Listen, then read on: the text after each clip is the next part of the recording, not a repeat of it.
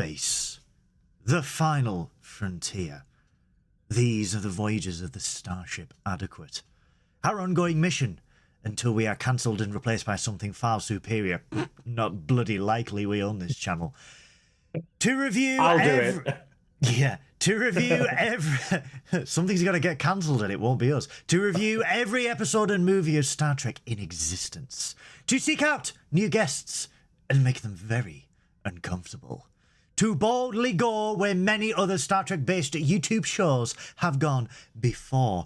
Good evening, good afternoon, good morning, ladies and gentlemen, boys and girls, Treks and Trekkers worldwide, and welcome to not only a live episode of Trekkin' Up North, but an early episode of Trekkin' Up. We've done a Fallout and we have dropped a few days early, purely because we defo wanted a Friday off. I'm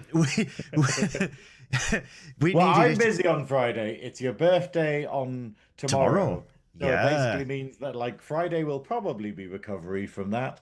And I'm in London, so I was recovering. I was recovering from last night's Twitch stream, where I may have got a smidge drunk during the stream, so I was a little bit hammered, and then I had to get up early this morning and continue on Twitch. So I am running on anger and pussy at the moment.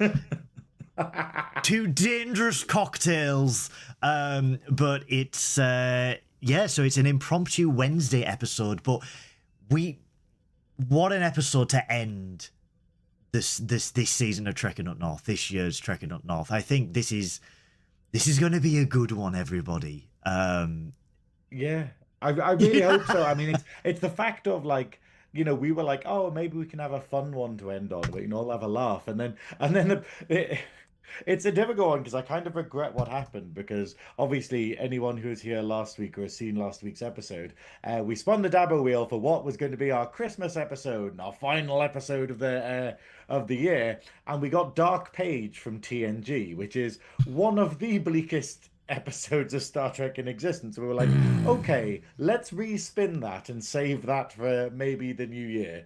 And then we spun again and we got this, which is Duet from Deep Space Nine Season 1. And it's an equally heavy episode, but it's an incredibly important episode. It's an incredibly relevant episode, and it might get my vote for the best episode of Star Trek.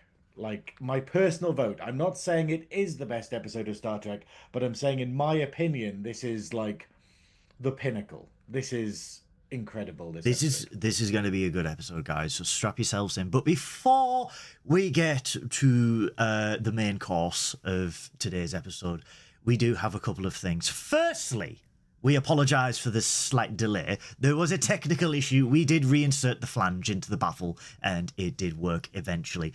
Secondly, it is my birthday tomorrow, so please join me on twitch.tv/Captain Goodwill tomorrow for the birthday. You have to think about that, mate. I don't even know where I am.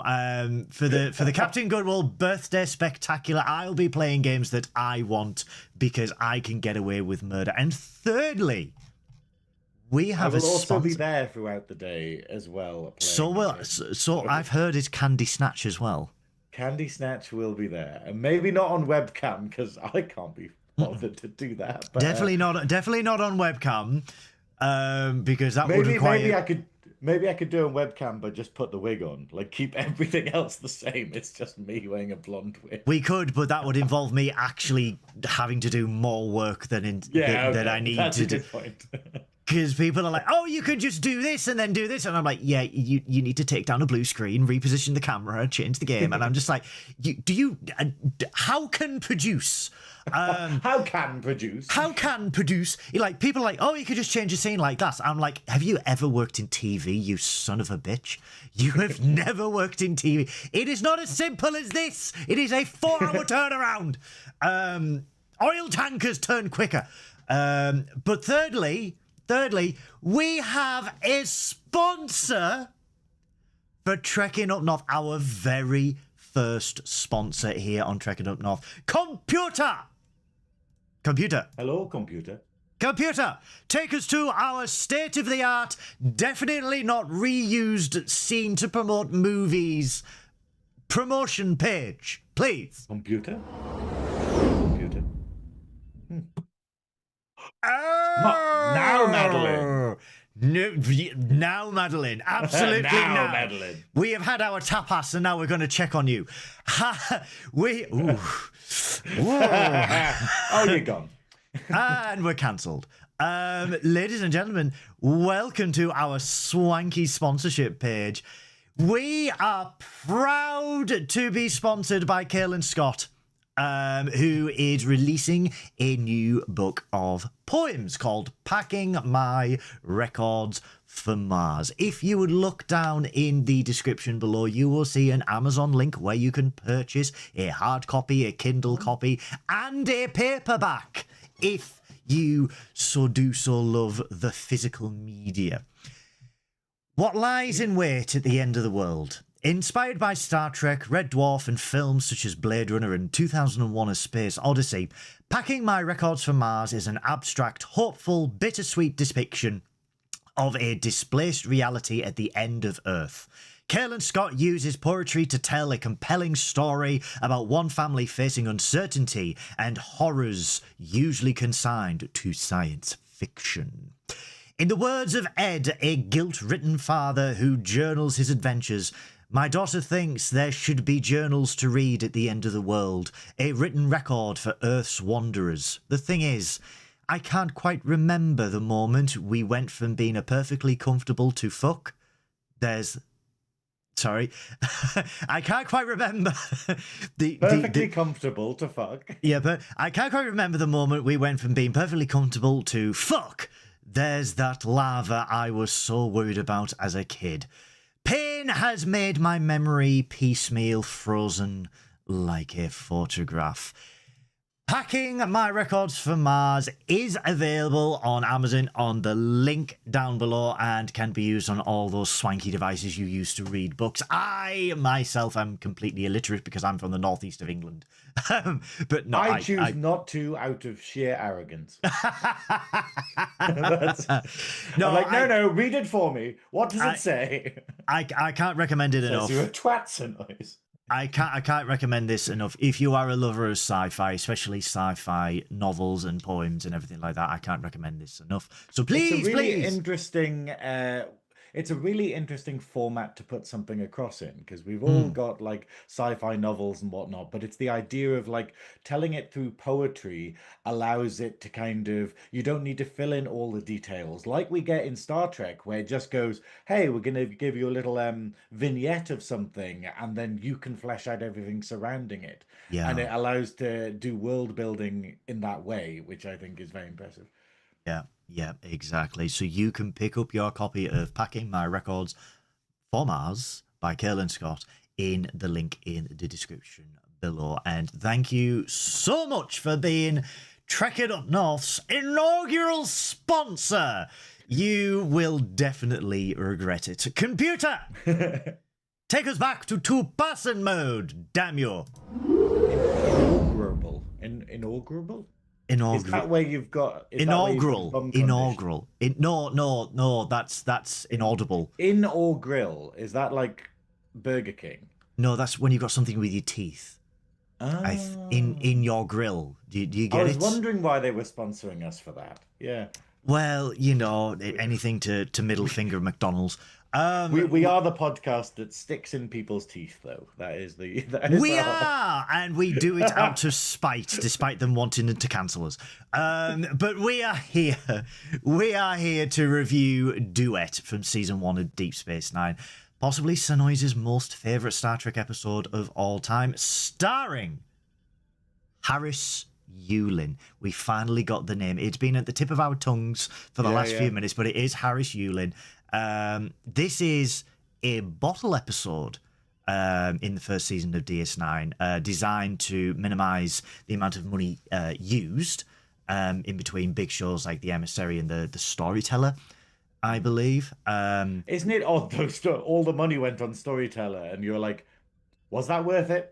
Did anyone think was it that was worth it? Was it worth it? It's like buying a Zune when iPod existed.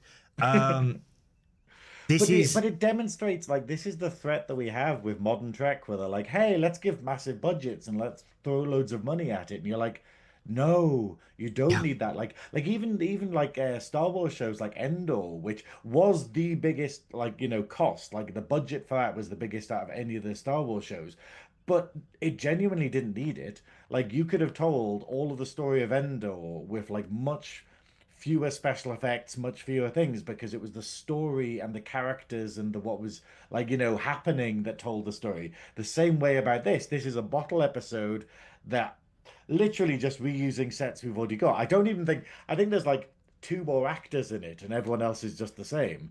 And yet it's one of the best episodes of Trek ever. It's we phenomenal. don't we don't see Miles O'Brien in this episode. We do see Miles O'Brien Do in this we? episode. Yes, we I do. mean, Yes, we do. He's at ops. Yes, my it's mistake. really Yeah. interesting It's because really minor though, isn't it? this episode is kind of that shameful thing that we notice in DS9, where the writers knew all of the actors deserved to get paid. So, like, Yeah. there's very, very few episodes of DS9 that don't have the main characters in. Like, Jake and Nog aren't in this episode, but everyone else appears at least enough to get their paycheck. And we do get, like, Quark appears for a scene, O'Brien appears for even less than a scene. Uh, but it's actually quite useful because they used it in a clever way. Because the scene that we get before we get into things, the scene we get with O'Brien in it is him fixing a comm panel with his technician friend, who then plays a part in season two. Yeah. She turns out to be a traitor in season two and like a bit of a plant.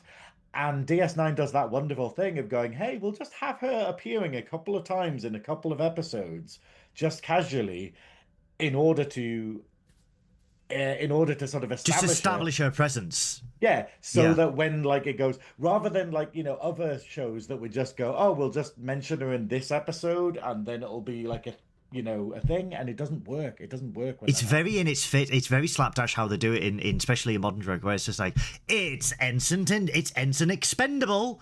Nothing's Yeah. ever gonna happen to Ensign Expendable. Oh, he's got his eyes burnt out, and now he's the big bad. And it's just like, yeah, This shows that they were thinking about that plot arc earlier on than like 2 days before it in the yeah, previous season of it. And yeah. I like that. I really like that they kind of went, hey, let's see that. And so Neela, so isn't it? they Yeah, even use O'Brien fleetingly to help the series. Yeah. Yeah. Everyone, all the main Oh, characters got a paycheck. Beth I saying think the flange baffle is broken. Is there something wrong? Can you not hear me as well? there shouldn't be anything. Yeah, no, I'm still Yeah. using the right mic. Okay. Yeah. Hopefully, there we go. Cool. Don't do that to us, Beth, please. But yeah, I mean, this. God, I rewatched this again last night, and I had to message you, and I was like, I truly forgotten how good this episode Yeah. was, and how it just harkens back. I mean, this is so referential of the Second World War, the Nuremberg trials, and the hunters from the 60s and 70s who hunted top level Yahtzee officers, shall we say, because we can't say the Yeah. N word. We're gonna have to be ignoring a lot of words. We have to ignore a because lot of how words, YouTube yeah. works. But it is just so good, and it is a heartbreaking episode. It is a guilt-ridden, heartbreaking episode, and everyone in it just is so absolutely. They're all brilliant. Even the minor roles, they are all brilliant. Like the scene here with Jadzia Dax, it is that everyone just is on their game. And for a season 1 episode of a Star Trek show, this really showed that you can be good from the get-go. Well, this is what I said to you, where everyone keeps going like, oh, TNG was rubbish for the first season, and oh, Voyager took like 2 seasons to get its feet, and like, oh, DS9 was crap for the first season, and I'm like, no, it wasn't. DS9 has some incredible episodes from the off. Like this was the end, towards the end. This is like the second last episode of season 1, Yeah. but like this is incredible, and this demonstrates the importance of Trek, the fact of you can tell a story that's set in space, that's set in the far future, that's set in fantasy, but that references real world events and makes you think about the real world, and it makes you think about your place in society, and it makes you think about like what you can do about making the world a better place. Like, Gene's vision, it's the idea, it's not like someone's going to click their fingers and go like, okay, they're cool, we've got like this utopia now, we've got the Federation and whatnot. And this is very much kind of going, look, that needs to happen through human action. Yeah, and it's sort of, I mean, the whole premise of DS9 was they could not escape the issues that happened there. They, it is a space station. They can't just fly away into the next problem or the next adventure. This is dealing with the repercussions of the Cardassians leaving Bajor, ceasing their occupation, the Federation coming in, and, proving that just because the Federation is there, wounds have not healed. Not everything is a massive utopia.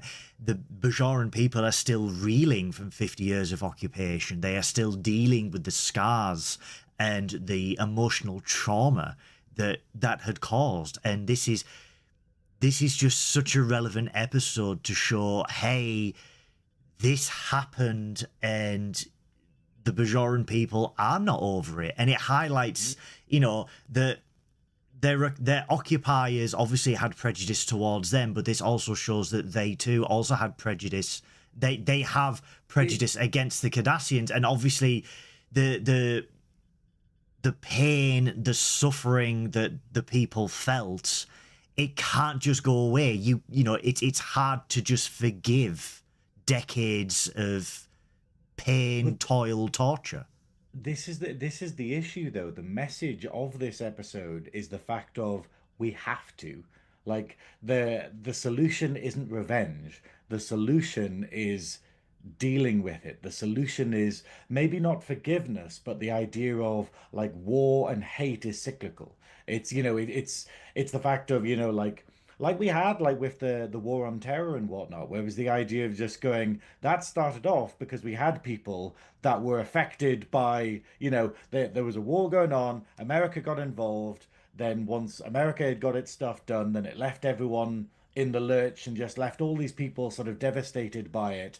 And then they're just like, oh, you're just going to abandon us? And that forged hatred there. And then the hatred was directed back at America. And then America got the brunt of that hatred and then attacks them again. And it's this idea of it never ends. If it's constantly a cycle of revenge and hate, then, and it takes things like this where it shows that on both sides there's people who want to fix things.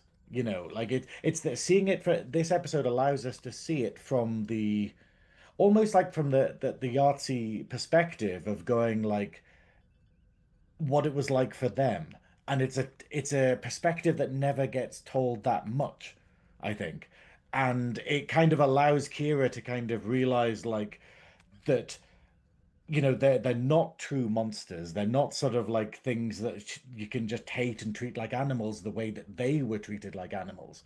It's such a powerful episode. It for want of a better term, it humanizes the occupiers in the eyes of the Bajorans, because at the top of the episode, is it Kalanora? Where they've got this emergency and this person suffers, it's got Kalanora syndrome, and they beam to the infirmary, and Kira wants to go down because obviously the only people who have ever contracted this disease was from this mining accident 10 years ago at this labor camp.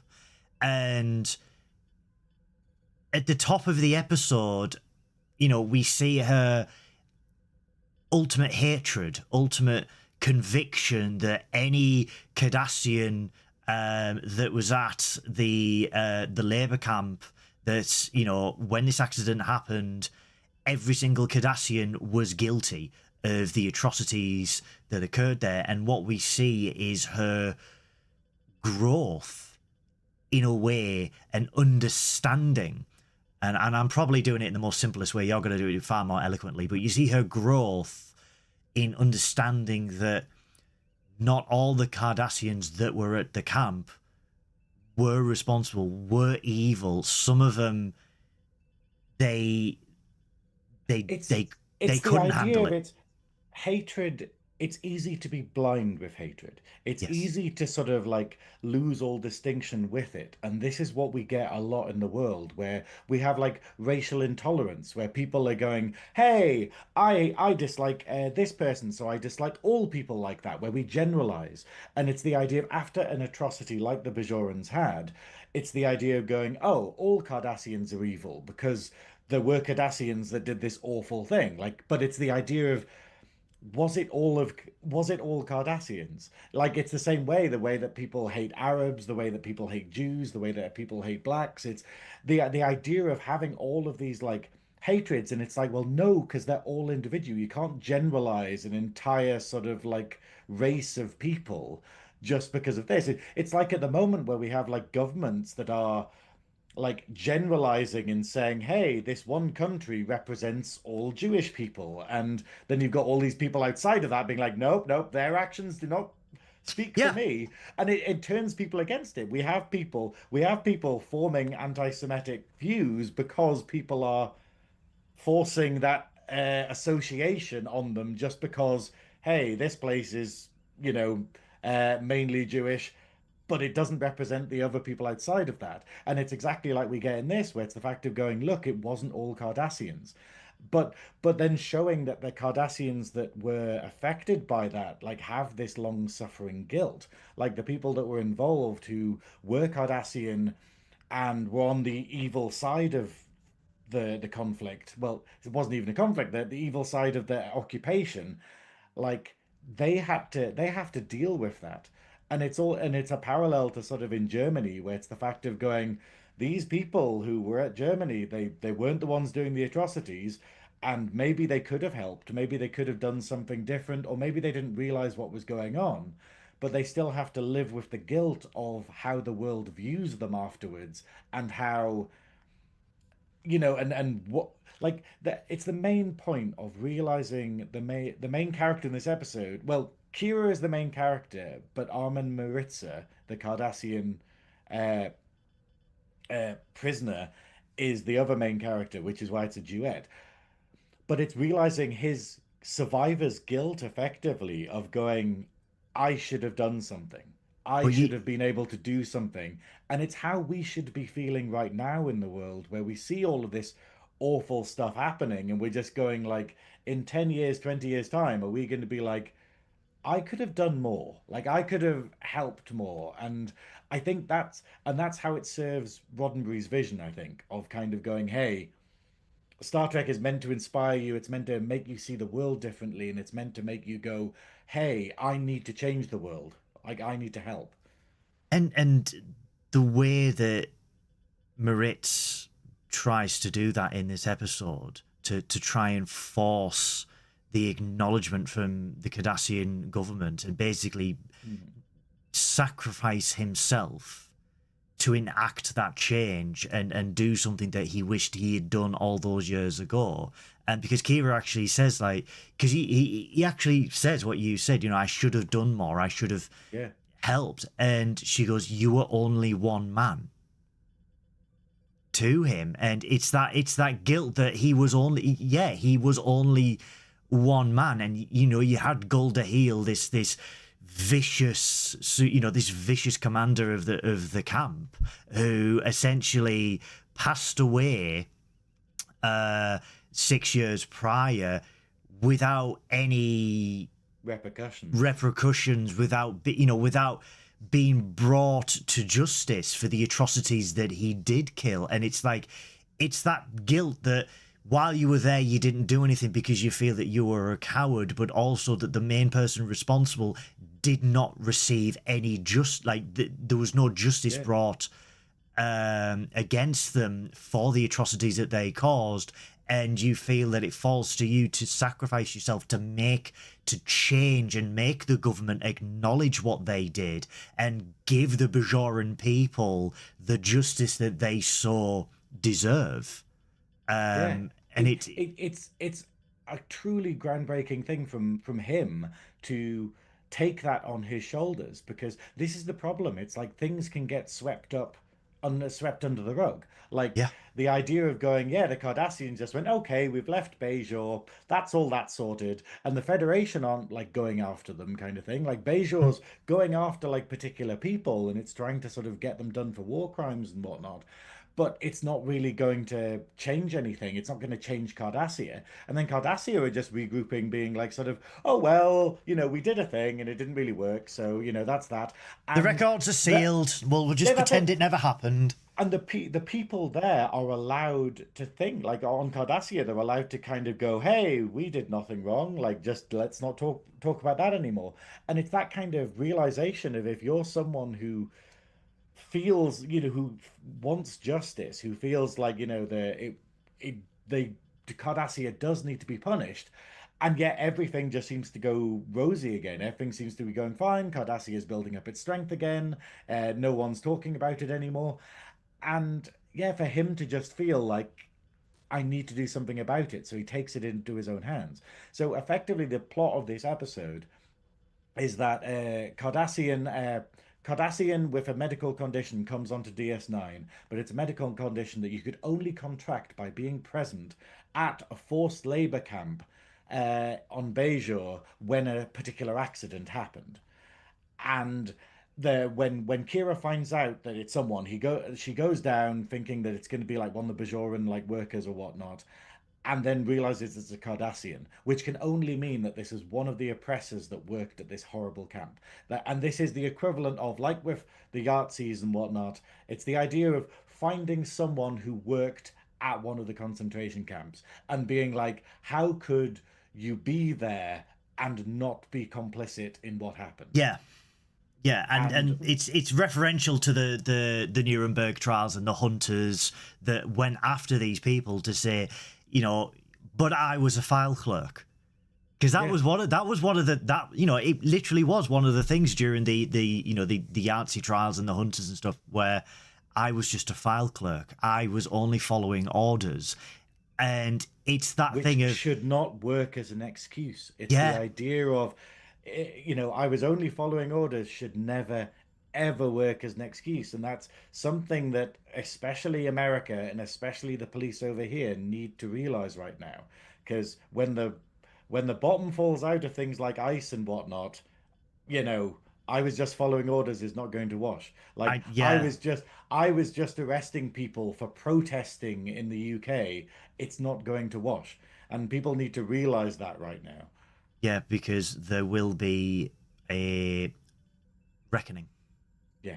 Or at least you hope there's a reckoning. That's the thing, and that's what this episode is about. It's the fact of, here's me going like, hey, there might be a reckoning, but there might not be. They might all just get away with it plain easy, and then people like me and you who have consciences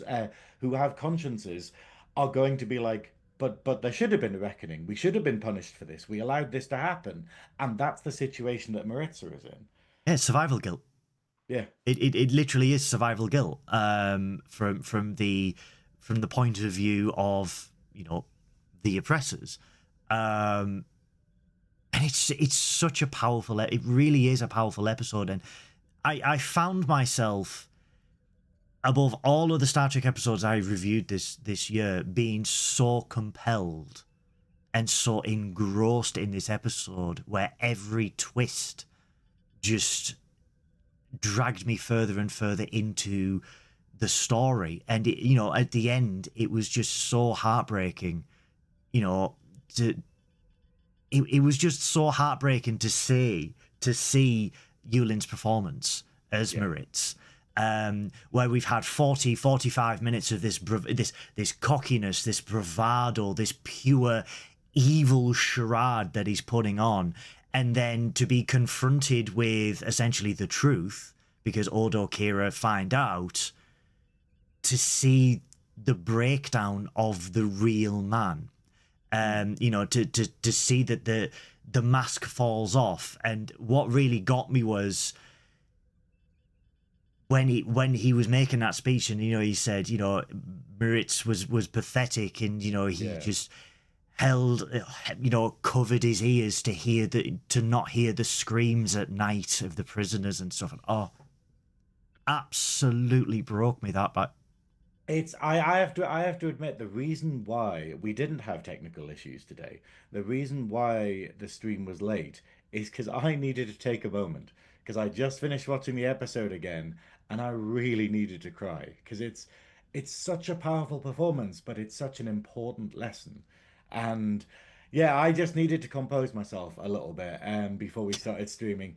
And it's the idea of, but it's that moment as well because he the acting within acting, it is such a phenomenal performance from him Oh, he's so where good. little nuances. Like I've watched this episode, this is the episode that I tell people to watch when they're like going, oh, I'm thinking about getting into Star Trek, where should I start? And obviously people are like, hey, the big blockbuster episodes, and hey, like best of both worlds, and sort of, all these things.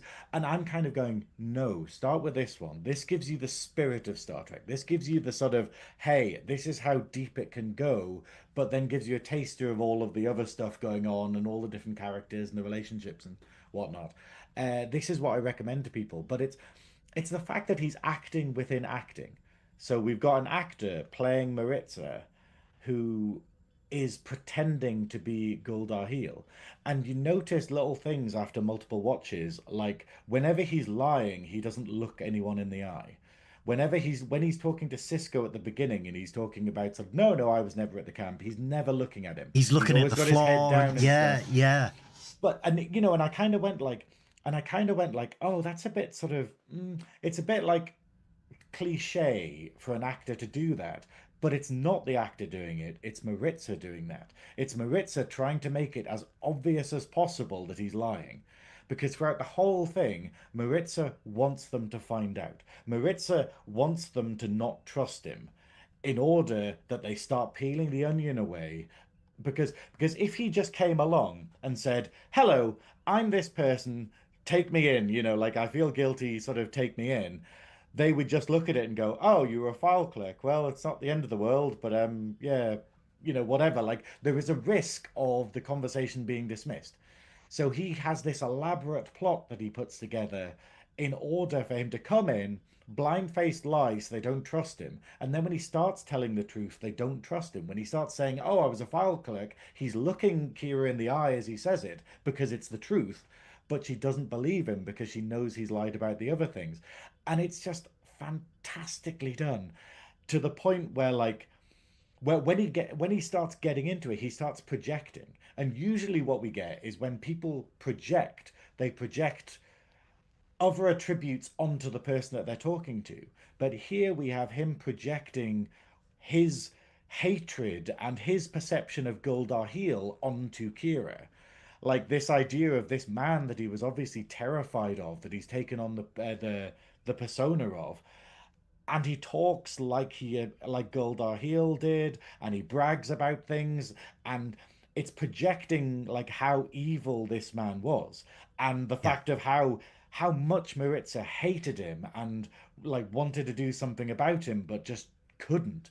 And it's phenomenal. Sorry, I And could go that's on what, forever. but it's no, because you raise a very good point, because it's when you see Maritza become animated, Yeah. when you see him as Maritza, and when you He's see acting. He's he's acting as yeah, Goldar. He gets he's into a persona. He can talk about these horrible tragedies because he's making it grandiose. He's a bad guy. He's a villain in a play. He's doing all of this. He's not Maritza. but He's he's not this like channeling it. person Yeah, suffering this guilt. but he's And he's channeling that hatred. confident. Yeah, he's Yeah. channeling the hatred he has of Guldahil into the character of Guldahil, and then projecting that onto Kira as the hatred of the Bajorans. How he wished that, he had more time to kill everybody in the camp Yeah. and when they left and stuff like that. To convince her that this is Gulda, to provoke her to be That's it. It's absolutely. provoking. Yeah. Every line he says, the amount of direct barbs and jabs he says to Kira over the course of this episode as he's masquerading as Guldahil, just to provoke her, just to get it over with quicker, just to make her not think about this, not research into it, just go, oh, you are who you say you are, you're a horrible person, we're going to send you to trial and we're going to execute you. And that's what he wants. He wants to be executed. He wants to sacrifice himself purely so that Cardassia can't ignore it. So that it has to be announced in Cardassia that this has happened. So it has to be in the news that Bajor have to go, hey, this is a thing that's happened. So that the conversation gets started again of what happened, rather than it getting glossed over. And the more they look into it, the more his lies, his actual lies, start to come apart. And he doesn't want that. He wants to provoke Kira and like get it done as quickly as possible. But this is the thing, because the whole point of the lie is because he knows that records are sealed on Cardassia, and he doesn't bet on Odo confronting Gul Dukat and trying to convince Dukat to allow them access to try and unravel this mystery. He's betting on the fact that he's deliberately gone to this station. He is, I mean, he had 5 years. He's playing on the hatred. He's playing on blind hatred, stopping her looking into it. But he had 5 years of cosmetic surgery and adaptations as well. Like, Gul Dahil died 6 years ago, and then a year later he started this. And he was relying on the Bajorans, obviously not knowing that Gul Dahil had passed away, and because everything was sealed. And relying on the fact that if he puts on a big enough show and shows, convinces them that he is Gul Dahil, and provokes them to a point where they're absolutely sure that it is Gul Dahil, they're not going to do any more, investigation. That, this is definitely Gul Dahil. This is the commander of this camp. They just get it over with. There is not going. There will be a show trial, but he will be executed for his crimes. And like you said, it would then start the conversation with Cardassia. It would start that, it would force them to recognize what they had done, and that's what he wanted. He wanted to force that change on the Cardassian people and make them acknowledge what they did. Because again, there was a period in British imperialism, Japanese imperialism, German imperialism, where they did not acknowledge what they did.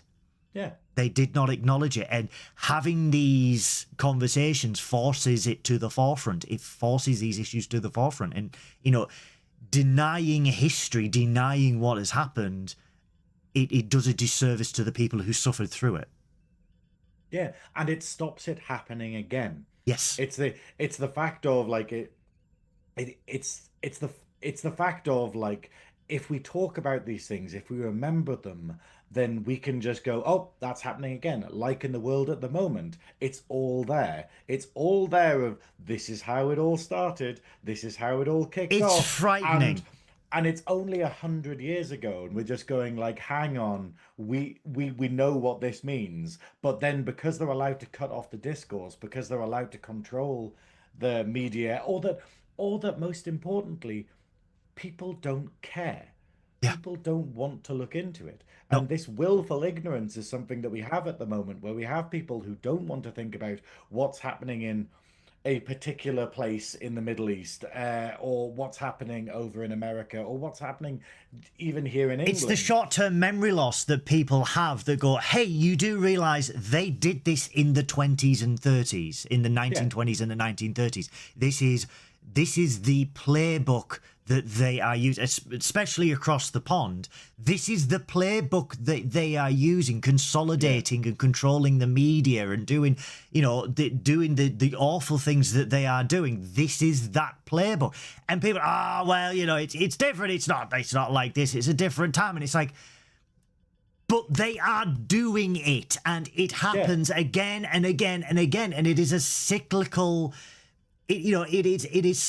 it's a vicious cycle, because people don't learn from history. They don't acknowledge what happened before to learn, and understand when it is happening again and how they can act differently. And it's frightening to be in the year 2025, and to see the same type of shit that happened nearly 100 years ago start to happen again. And people, and I think what's more sick, like what the sickest thing about it is, people are all right with it. People are This is the issue. complacent. It's the fact of like we have people who are either willfully ignorant or people who are like, like Kira says in this episode, people are like, what are you gonna do? Like, what can we do?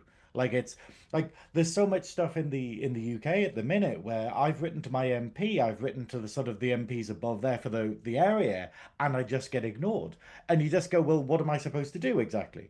Like where when we've made it where you complain to your MP and say, hey, I need you to speak up about this because this is an issue that I'm very passionate about and it's an injustice.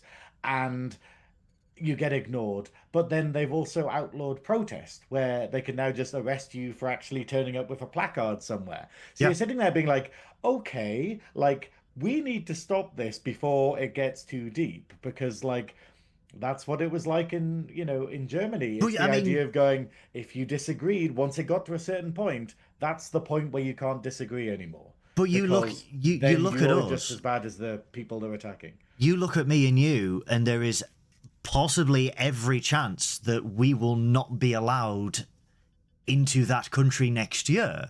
And Yeah. it's not because we are evil, it's not because we do nasty things or anything like that. It's because Well, we I have do. I no do. well, yeah, but it's because we have a point of view that disagrees with them. Yeah. And just because you disagree with them, you are seen as a threat. So there is a very huge chance that despite the fact we've got tickets and stuff, they're going to turn around and go, nope, you're bad. And it's absolutely insane in the year 2025 to have this type of authoritarianism, to have this type of censorship, not just in that country, but in this country and other countries, where if you say the wrong thing, you're going to get arrested. If you go show up to a protest and you have a placard, you're going to get arrested. And you're like, and I mean, you know yourself, the things that needed to be investigated this year, like I had someone crash into me, break my rib, flee the scene, had an uninsured car, left the scene of an accident, and then the police were like, are you sure you want it investigating? Are you sure that you want this? It wasn't bad. You only broke a rib. And you're like, It's like, what? he broke the law, but they don't want to do it because, well, we don't have the resources because we have to turn up and make sure that all these protesters are dealt with, despite the fact there's this thing called free speech. And I can't deal with it. That of we can't actually research or look into actual crimes because we're too busy enforcing authoritarianism. There we go. It's absolutely, it is batshit crazy. But the things that this government and the government over there and everything that are doing, and you just sat there and you're like, have we not learned in the last 100 years from the awful things that have happened across the globe? And I think back now, I was talking about this yesterday, how the 90s really was the last greatest decade because we had something that we absolutely do not have anymore, and that is optimism for the future. There is a guaranteed shining optimism for the future and a hope that things will get better. We don't have that, and we've not had that for at least 10 years at this point. I realize that the way that I view the world now is, okay, when do we get to rebuild? It's not a case of when does it get better? It's a case of, okay, when do we have to get back to where we were like a decade or two ago? Like, and it's such a bleak outlook, and but I think the main thing about life, and obviously with Star Trek, is like finding happiness where you have it, and hoping for this kind of utopia. But it's the magic of Star Trek and how good Star Trek is that it allows us to have these discussions. The fact that we can talk about the world that we're living in, the scenario that we're living in right now, through the mirror of Star Trek. Yeah. Like it's not just a throwaway thing of going, oh, look, we're in space and we're having all these adventures. And, it's the fact of this is what Trek is all about. And obviously people will be like, oh, that's woke. And it's like, Well, yes, It's you know, always been that's woke. that's the point of Trek. Like Star Trek, that's Star the Trek has whole always, point. yeah. Yeah. It is always been woke, but it's always shone a light on contemporary issues. It always has shone a light, and yes, maybe it's not done the best of work, and maybe the original series is a little bit dated compared to today, but they did the absolute best they could with The intention was there. Yeah, the intention was there, and Deep Space Nine really did for the 90s. Really did. Like I said, the 90s was a hopeful era. It was the fall of the Berlin Wall. The Cold War was over. The Doomsday Clock had rolled back. Everything was shiny in optimism. And what Deep Space Nine did was, hey, yeah, things seem to be on the right trajectory. However, you still have issues with homelessness. You need to keep aware. Issues with these and you need to keep aware, and you can't just lie back on your laurels and be complacent with the situation that you're in and just pretend that these things are still not happening. They are still happening. There is still homelessness, there is still sickness, there is poverty, there is decay, there is wars going on around the world, and it continued to bring that to the forefront. And it's episodes like Duet where it's dealing with the prejudices and oh god, why does the name escape me? The Bell Riots. We reviewed it. Oh yeah. Do you know what I mean? I've forgotten the name of the episode, but yeah, I can't believe. Yeah, the Bell Riots, where it's like, these things are, and again, at the time, it was making the country aware, it was making the world aware that these issues still exist. But now you look at it through the lens of a 30-year-old TV episode and you go, holy shit, this is still going on. This is still going on. And it makes you sad in a way, because you look at the Bell Riots and then you go, yes, this is an episode to teach us we can do better. We can learn from the past. We can learn from the Great Depression, and we can do better for people who are struggling. That's actually a really good blueprint for what we're going to do in the next few years. And you're like, that's what? No, that's not what you should take from this. That is not a how-to guide. Like they always say, 1984 is not a manual, but they are treating it as essentially a how-to guide. And it's terrifying to see us veer off from, not utopian, but something close to a utopian society to a more dystopian society. And it's like, has anybody not looked at the last 40 years worth of media that cover dystopianism and gone, maybe we should not do that, to, actually, that's an absolutely amazing idea. Yeah, let's have more AI. Let's have less control for people, less rights for people, less freedoms. Let's become more intolerant to people's choices in life and their beliefs and their, what they want to be. Let's just do away with that. And the thing is that this episode is really clear about what the actual reality is, okay? The cold, hard reality of all of this hatred, all of this suffering in the world, all of it is down to resources. Yeah. Like the Cardassians, when Maritz is explaining it, where he's like, the reason why we enslaved Bajor and did all these horrible things is because we needed your resources to make our country, make our planet strong again. And that's the same thing. It's the idea of why we went to Afghanistan, why the war on terror existed, because we needed resources. Well, we didn't need them, we wanted them. But The here's reason why there's inequality in Britain, the reason why we're hating immigrants, the reason why we're hating trans people and stuff, it's purely to take your mind off the people who are stealing, sucking the planet dry. It's like, hey, don't look at them. They're the reason why everything's crap, not the person actually sucking all the resources away. Not the actual billionaires destroying the planet. And to see that in Star Trek, the fact of it's a metaphor for the Yazis and Yahtzee Germany. I can't believe I hate that the internet goes imperialism. You've got to use unalive. I hate it. But the idea of that's happening, but then we can still draw parallels to all other aspects of human suffering and dystopia in this episode. There's a lot of distraction techniques, and people like again, people have a short-term memory. Like, there is going to be an announcement tonight from the Tangerine King that he's going to do an address, and a lot of people are going, they're going to invade Venezuela.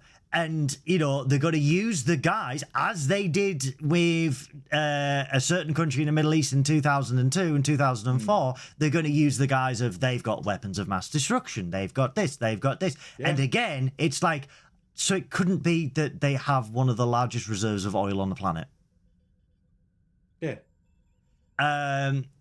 But people don't see through it. Even after 20 years... Not 100 years, even after 20 years. And I was watching The Daily Show, and they were comparing the rhetoric that has been heard now to 20 years ago. It is like for like. But people have such a short-term memory that they're just buying into it. And it's like, guys, do you not remember they did the exact same thing 20 years ago to justify that conflict?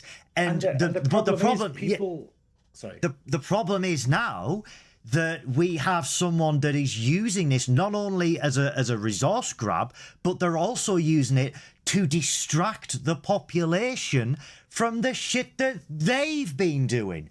The records that need to be released, the felonies, the lawsuits. It's a huge distraction. It's like, look at the pretty doll. Look at the pretty... Don't look over here. Look at the pretty doll.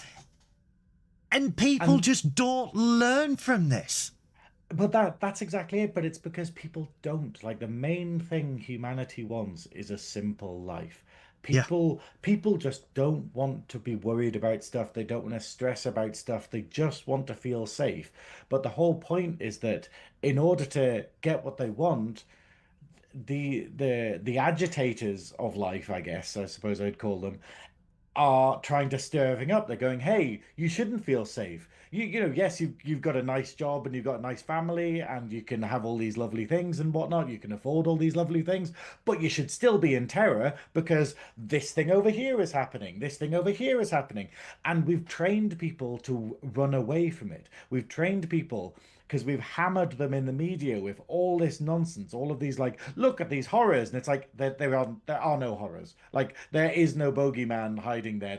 You are not going to get attacked by just walking outside of your house.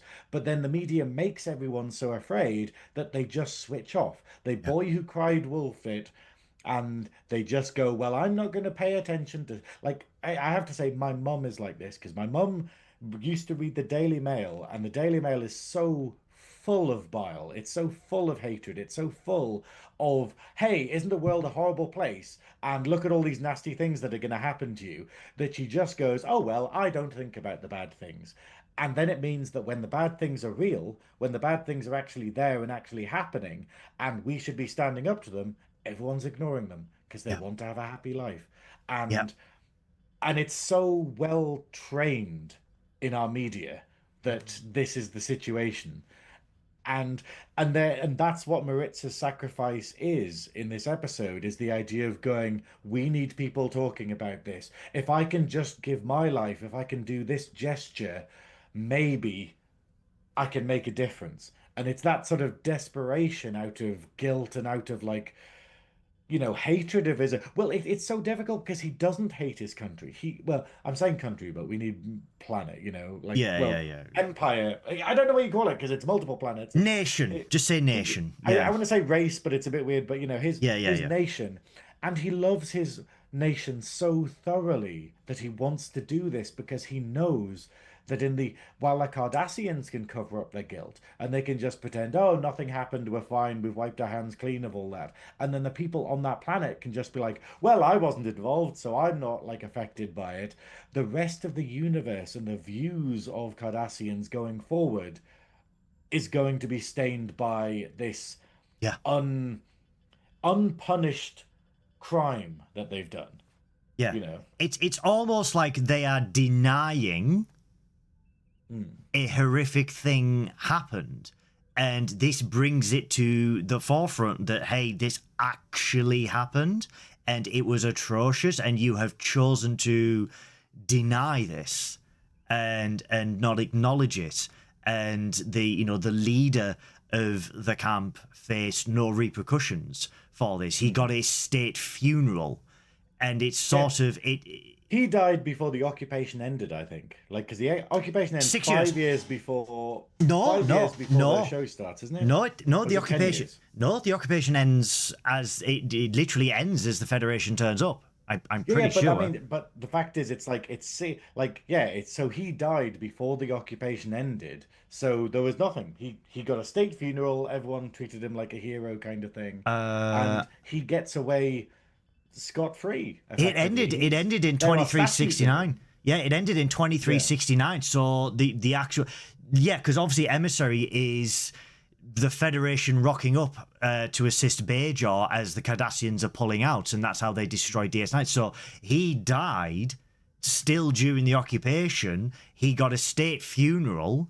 He was, yeah, for all intents and purposes, regarded as a hero of the Cardassian Empire. Whereas, he was a monster, which is, and we see how yeah. Moritz projects that as Goldaheel, and basically impersonates the man. And Well, that's I it. thoroughly believe It's that he it's did. Maritz's like personal guilt and feeling like he needs to be punished, but also that Gulda Heel needs to be punished Yeah, because yeah, his and name needs to well, be dragged. Yeah, yeah, it needs to be like, hey, we need to bring up the dialogue of who Gulda Heel was, what he did, and how terrible that is, rather than having statues of him and celebrating him. Like, and this is the issue because, like, obviously a certain Chizo monster that exists in the world at the moment, he's not going to survive his term. Like there he is, or at least he's not going to remember who he is by the end of it, is the reality of things. And there is a kind of thing there of going, he's going to get away with it. He's going to get away with causing this entire horrible mess. Well, not causing it, but being the catalyst for this whole the situation. orchestrator of Yeah. and I think he knows. I thoroughly believe that he knows, and that is why there is this massive big push for like this Arc de Triomphe clone, and there's all these emails that go around for to his patrons. I want to get into heaven and stuff like that. That he knows he can get away with it, so he's deliberately going full throttle because at the end of the day, what are you going to do? Like, Yeah. it's essentially a get out of jail free card for him to do all this and and do all these atrocious things that are happening. But again, it plays into how selfish this person is because it's not just one person, is it? It's not just one person in charge of everything. There is a team behind it, you. it's the people who are complicit in allowing it to happen. It's like, and the people who are buying into the lie. It's also the idea of there's so many people like, like we say, the beginning of this episode, Kira goes, "Hey, this person was at that camp, therefore he is guilty. He must Yeah, be a monster because he was at that camp and he allowed it to happen." yeah. And this is like us saying, oh, all these people who are like, even South Park kind of covered it, where it had like ICE agents and stuff. And it kind of goes, some of these people are just desperate people who want a paycheck. Like the idea of going, like they can put off their morals because they've been put into a situation where it just goes, It's a hey, ridiculous do you want amount of money. morals or do you want to eat? Yeah, Like, it's a do you want your ridiculous family amount to of money. survive? Yeah, Yeah, and it's do you want your family to prosper or do you want to starve but stay, morally sort of correct? And that's deliberately done. And you just go, Maritza was obviously like going, hey, oh well, the Bajorans must have invited us over kind of thing, or they must have like allowed us to kind of do these things. And then he gets there and he's locked into it and he's like, oh, oh God. Oh, what is this? Like, or even if he knew already, or even if Cardassia had the propaganda to go, oh, the Bajorans, they're all horrible scum and they're all like monsters, and we should be we're helping them by sort of enslaving them and all this, like, all this stuff that we don't see in DS9, but because we don't get to see the Cardassian perspective in that regard. But you just go, that's perfectly possible. Like, yeah. it's the idea of like, I'm sorry, viewers, but this is way too much information. But a friend of mine who served in Afghanistan was talking about the idea of how he felt when he served there and all of the things that he had to do while he was there. That he is in therapy now. He is struggling, if I'm perfectly honest, and it takes a bit of a toll on me sort of being there for him, but like the idea of what he has to go through now because of the brainwashing that he had back then.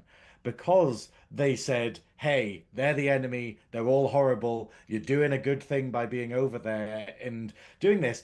And then when you strip it all away, it was for oil. It was all of it was for oil. And To then the idea of, yeah, dehumanize makes it easier to treat them as expendable, as yeah, the enemy, to do what get the needs to be people done. to get the people being over there, to get them being the file clerk when one's needed, even though it's like a horrible place. But then it means that afterwards, when the truth comes out, you still did what you did. And that's Yeah. the horrible thing that we have with war, with like the world. And this is the thing with like because yeah and that's something that I really hate about the military, where the military does go, hey look, we'll pay you loads of money to do this thing, just follow orders and don't really think about stuff. And I'm just like going, it's like they know that they're preying on people who don't have other opportunities, people who are very morally passionate and think that they're going to be doing something good. And then the other side of the coin is the people who really need money and don't have opportunities elsewhere because of the society that you've put them in, Yeah. or created around them. It's you can see the strings, and it's horrible. And I love that Star Trek is making us discuss this. I love that we're talking about an episode of DS9 that happened 30 years ago, and we're able to talk about all of these injustices through that But it's lens. still relevant to this day. Yeah, It is still relevant to this day. And, we won't get to the ending yet, but even the last line of the end of the episode yeah, is still relevant to this day. And I just the tortured mind of Moritz to do this, and to make, to sacrifice yourself to start a dialogue, to start a conversation about what happened, and how, for the Bajoran people, this was their, I won't mention the name, but a camp in Poland. This was their, no, this was their camp. And for the other side to go, yeah, that was the sort of thing, isn't it? Oh, well, anyway. And we see, through him impersonating Goldar Heel, just how they thought of places just like that, how they were just minor things, and how expendable the people were and stuff like yeah, that. And it is horrifying. And, you have to think, we have had that in 2025. yeah. Over there, we've had that in 2025, and it's like, it is horrible. It is absolutely horrifying that it's still happening. It's why the most important thing we can have as humans is empathy. And it's the idea of like it's something I always subscribe to, which is the idea of, if you feel hatred, if you feel anger at someone, try and force yourself to flip it to their perspective. And yes, you do get situations where someone is nasty to you and you try and think of it from their perspective, and then you just go, oh yeah, they're just a dickhead, or oh, they're just selfish, or something like that. But a lot of the time you won't. A lot of the time you'll be like, well, actually, they're going through all this shit and they're going through all of that and they don't know how to deal with it because we're all different. Like Yeah. you can have two people that go through the same situation, and one of them will be able to weather it and the other person will suffer from it, or they'll lash out or whatever. All bullies are victims in some fashion. And that's partly me not really believing that people can be My actually truly sign, evil. my sign is, The captain's gone off. You're just Goodwill. Have you been demoted? hang on, keep talking. Don't need to tell me twice. Goodwill. There we go. Refresh the sign. Yeah. Ooh. Well, It's that's complete. You've been that's demoted. Am I in charge of the adequate that's now? that sort of symbolizes everything. Yeah. Where even the best gift ever has died. Okay, keep talking. It will be fine. We will be able to fix it. It's okay. Keep talking. I put my lights on. But yeah, but the and the episode allows us to sort of explore all these things. But what I want to do now is I want to talk about all the characters in this episode.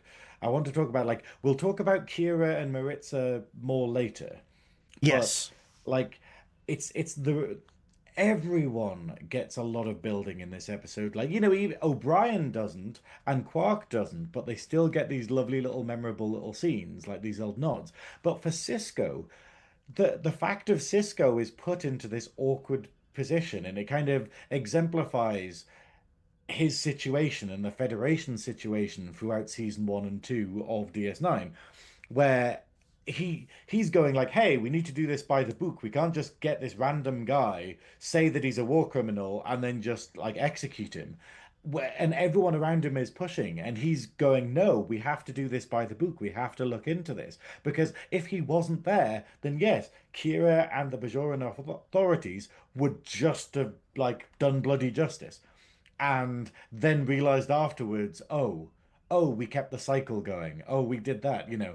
But it's and I like how Cisco is in this episode, and it's also the relationship he has with Kira, because the fact is, the beginning of the series, they don't like each other. It They was don't get on at strained. all. Yeah, Yeah. and Cisco manages to make friends with everyone, but Kira stays a colleague for a lot of season 1. And this is kind of like the switch over, I think, where she has the line of, "You once said we were friends." Where I think I wrote it down. It's like, yeah, you once said that we were friends. I'm asking you now as a friend, let me handle this case. And that's this wonderful bond between them, where it's the idea of going, look, I need this. And it's Kira showing weakness when everything she's learned, everything that's got her through the resistance, is never ever show weakness. Always have your armor on, always be fighting. And yet in this episode, we get to see her ground down to absolute rage, and see all of her biases and all of her personal hatreds and all of her sort of like regrets about the occupation, and what she had to do and what she wasn't able to do. Like, Maritza even brings up like the sort of like, oh, how many people did you kill? Like, like pointing out the reality of terrorism, the reality of being like on a freedom force where it just goes like all guerrilla warfare, where it's like, did you know everyone that you killed? Like, no, you blew up things, and there could have been women and children in there. There could have been people who weren't even involved in those, and that blood is on your hands. And it's her going, yeah, that is a reality. That's something she has to deal with. That she did it for, whether it's a noble cause or not, that is something that Kira has to live with. And I don't think that gets addressed in DS9 before this point. The fact of what she had to go through.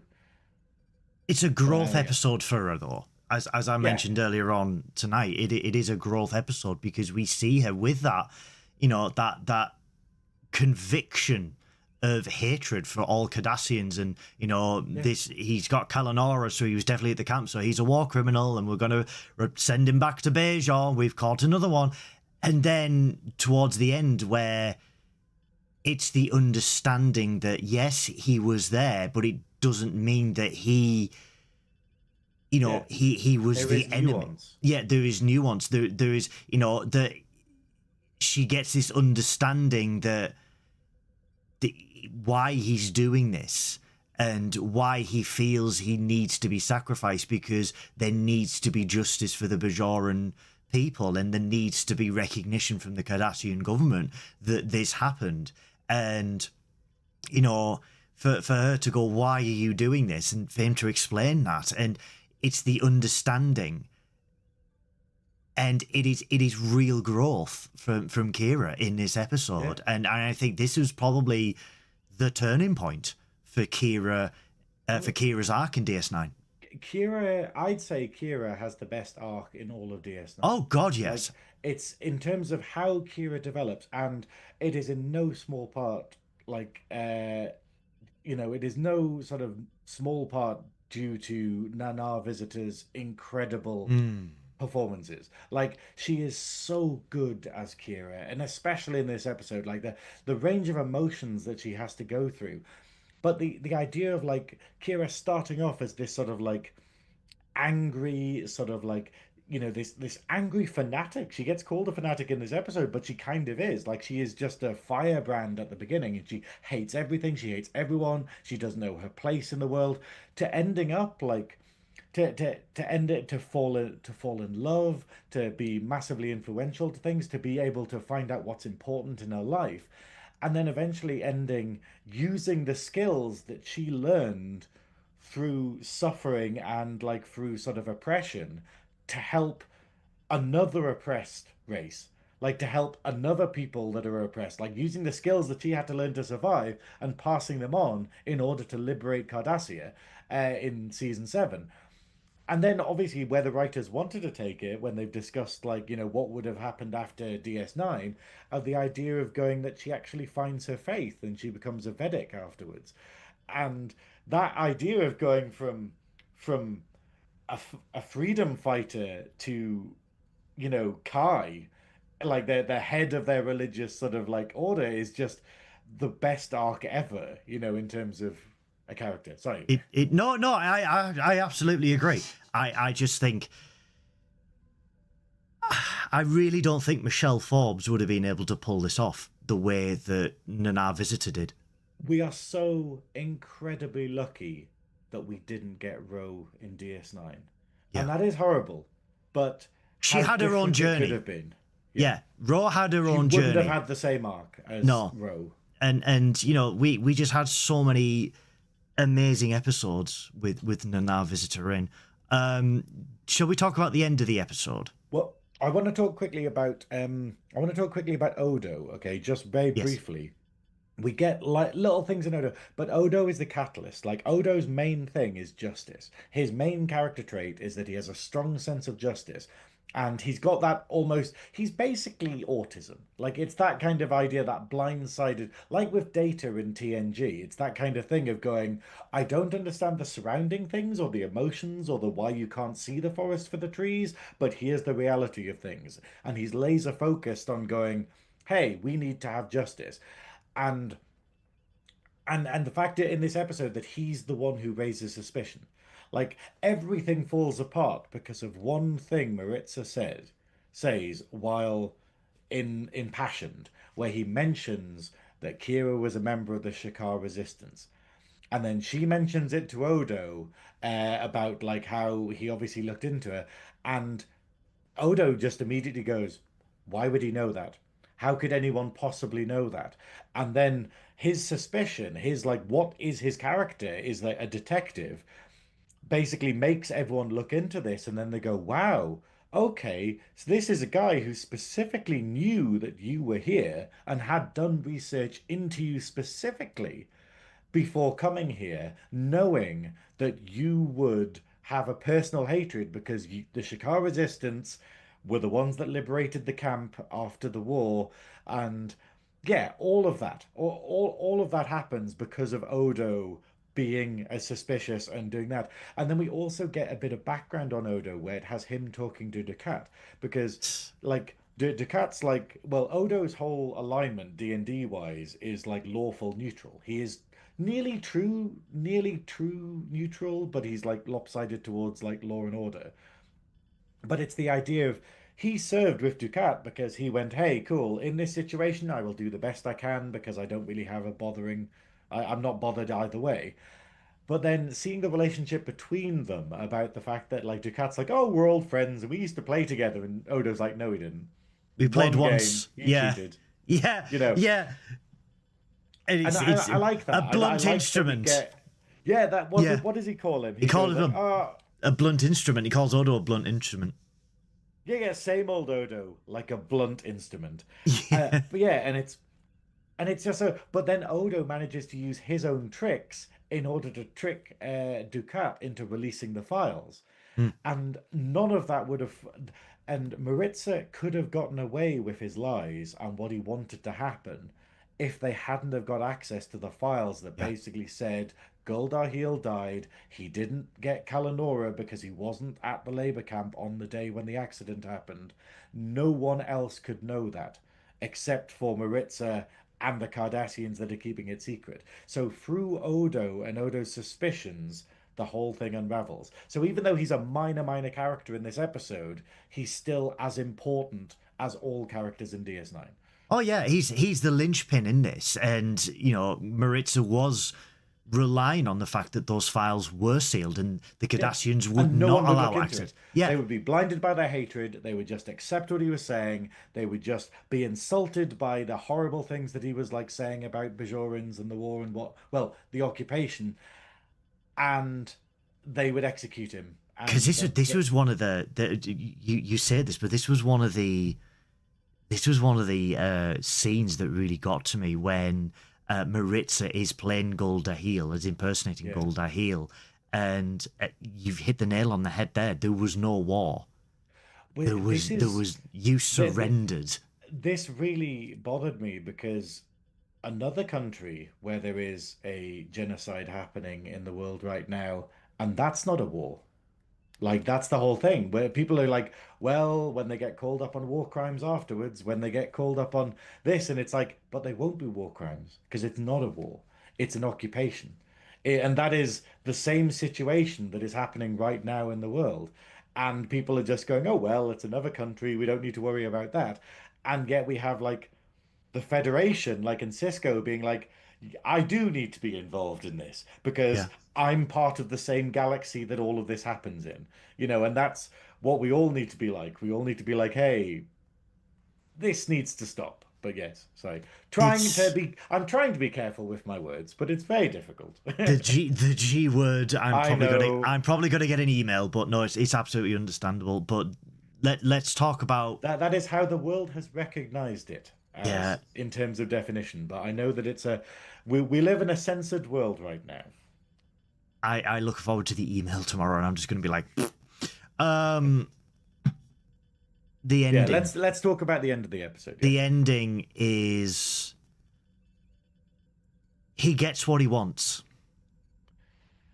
In a way, he gets what he wants, but the last line. So earlier in the episode, earlier in Duet, there is a Bajoran drunk in the cell opposite Maritza. And he doesn't want to be in the same place as a Cardassian. And as he's walking out of the security office when he's been released, he goes, "Hey Odo, let me know when you hang the Cardassian." Yeah. And then right at the end, it's confirmed that it's not Goldar Heel, it's Maritza. The whole plan is unraveled. Kira lets him go. Maritza is not disappointed. This was his end game. This is how he was going to go out. This is what it was all planned. He has nowhere to go. All of his affairs have been dealt with. Everything's closed. He was planning for the end.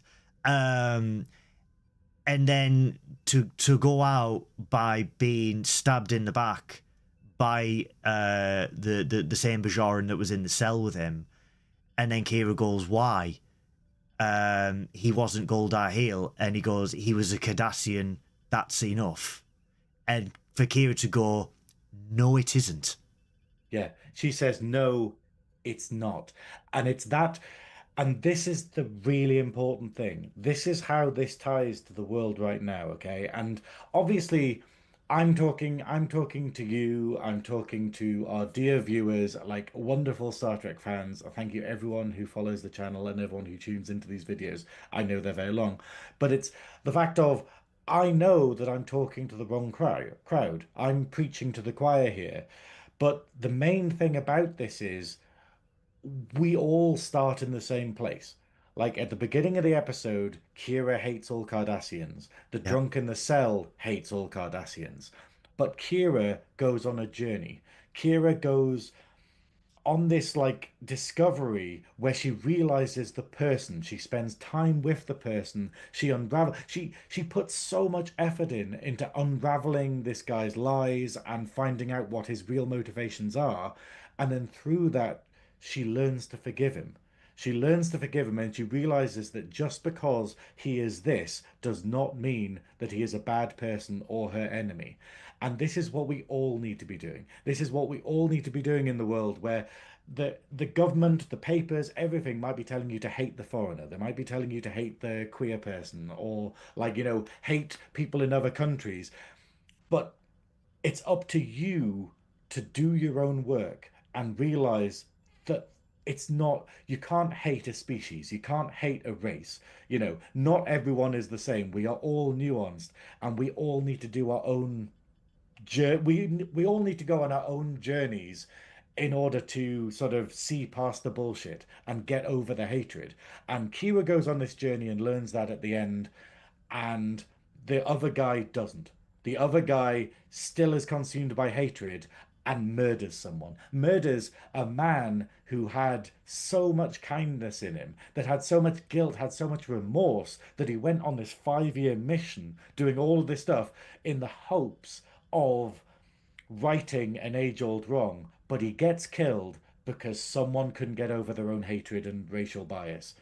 And that's where we're getting to. It's the fact of, we're going to get to a society where we go, hey, we should just murder anyone. Like, we might even get it the other way, where we just go, hey, we should murder like anyone who's rich. And it's like, well, no, they're not all bad. Like, it's the idea of, it's all nuanced. But it's about thinking. It's about going on a journey.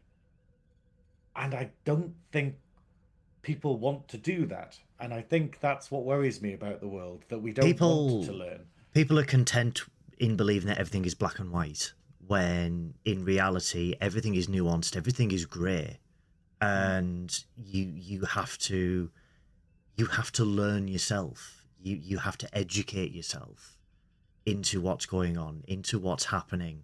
And people don't want to do that. They just want to rely on other people going, yep, these are the bad guys. Oh, don't do this. This is the bad thing. Or, these people are coming over and taking your jobs. And it's like, they're not. Yeah. Well, it's that thing. It's what is it? Schrodinger's immigrant, I think, was the thing. Okay, so are they stealing all of the benefits and not working, or are they taking all of the jobs? Is it both? Like, how can it be both when it's such a minority of the population? It's whatever the narrative is. It's bollocks, is it? Yeah. Right, okay. It's whatever the narrative is chosen on any given day. And people don't some people are so narrow-minded, they don't take a step back and go, well, hang on, you were actually saying that they were stealing all the jobs, but now they're stealing all the benefits. So what happened to those jobs? And we need everyone questioning stuff the same way that Odo looks into stuff, the same way that goes, hang on, there's a crack in the argument. How does that work? And because Kira is open-minded enough, she does go on that, rather than just being like, whatever, let's just execute him. And that's what we all need to be doing. But we have a wider society that doesn't want to think about stuff. They don't want to do this. I feel, not to be a blunt instrument, but I feel that society as a whole has been conditioned to be dumber. Yeah. In order. I think it's intentional. Intentionally How did it happen? dumber. I can look back and go, I think that was all deliberate. Yeah. Well, like I say about the stuff put in there to make everyone constantly fearful by making the world seem like a horrible place when it really wasn't in the 90s.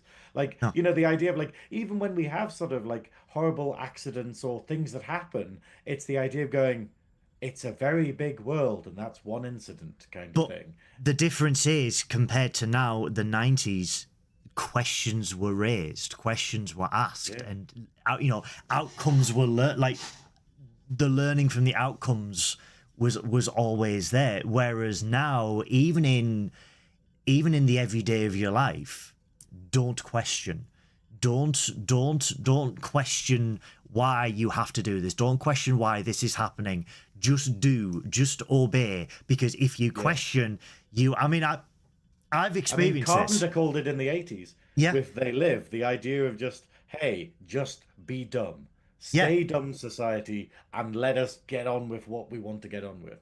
When you question authority, when you question decisions, you are seen as the bad person. You are seen as the troublemaker, the one that is not just content with carrying out the orders, instead of going, hey, why are we doing it this way? Why are we doing it that way?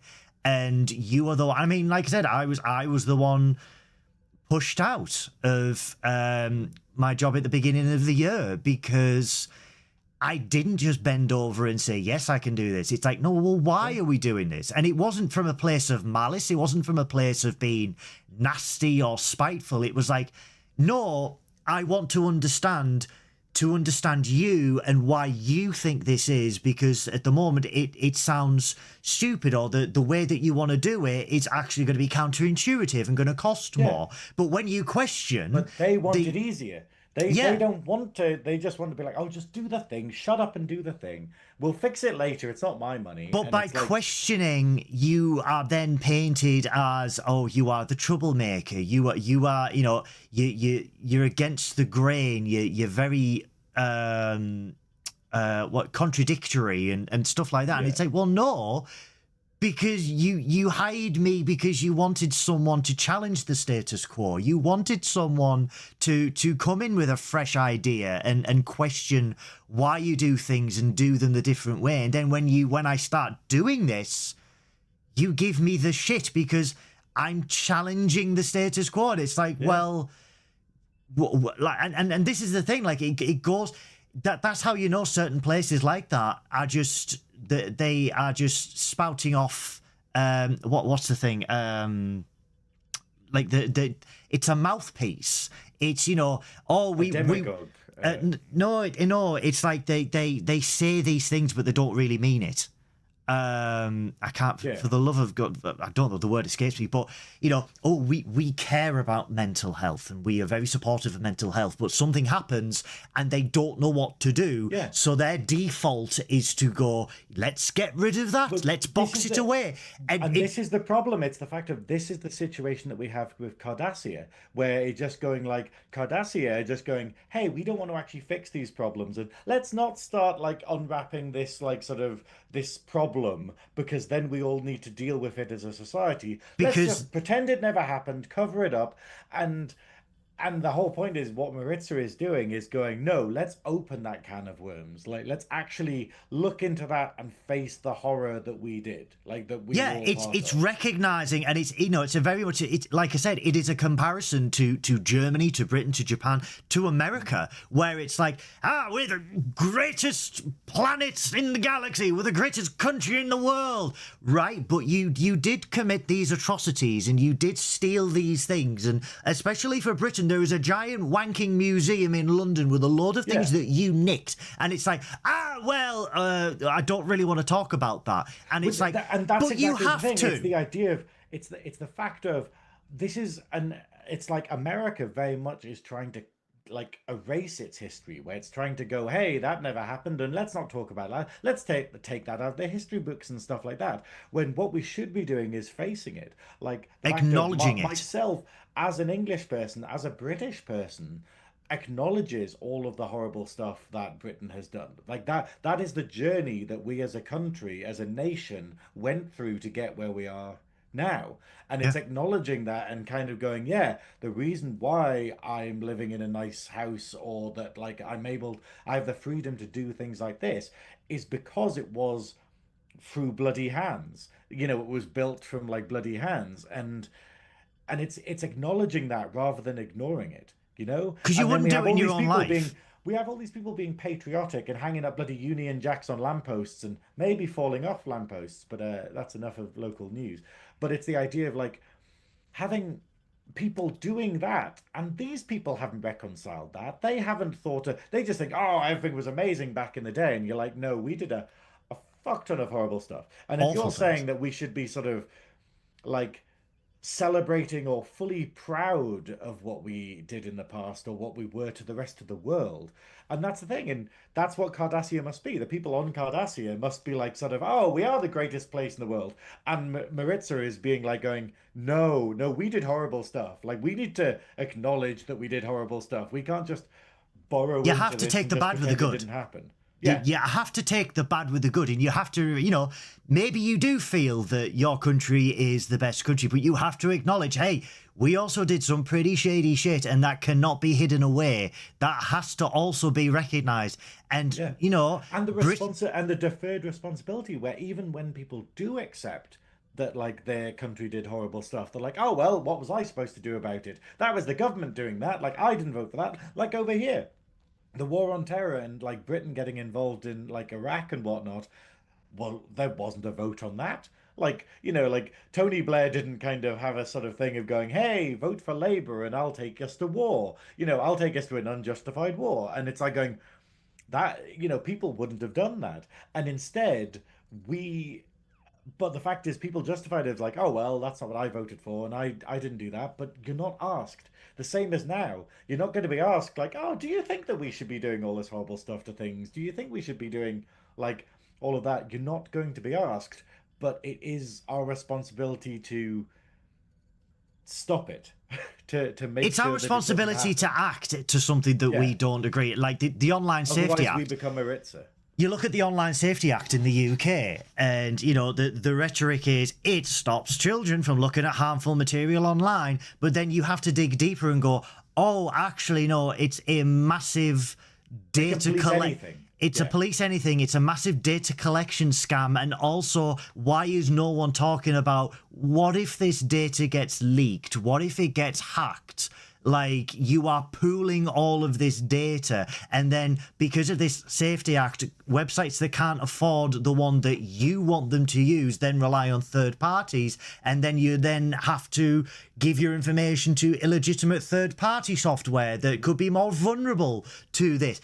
And, over 500,000 people signed this. It went to Parliament and it just went absolutely nowhere because they were like, nope, because this is all about protecting children from harmful things. And it's like, okay, Yeah.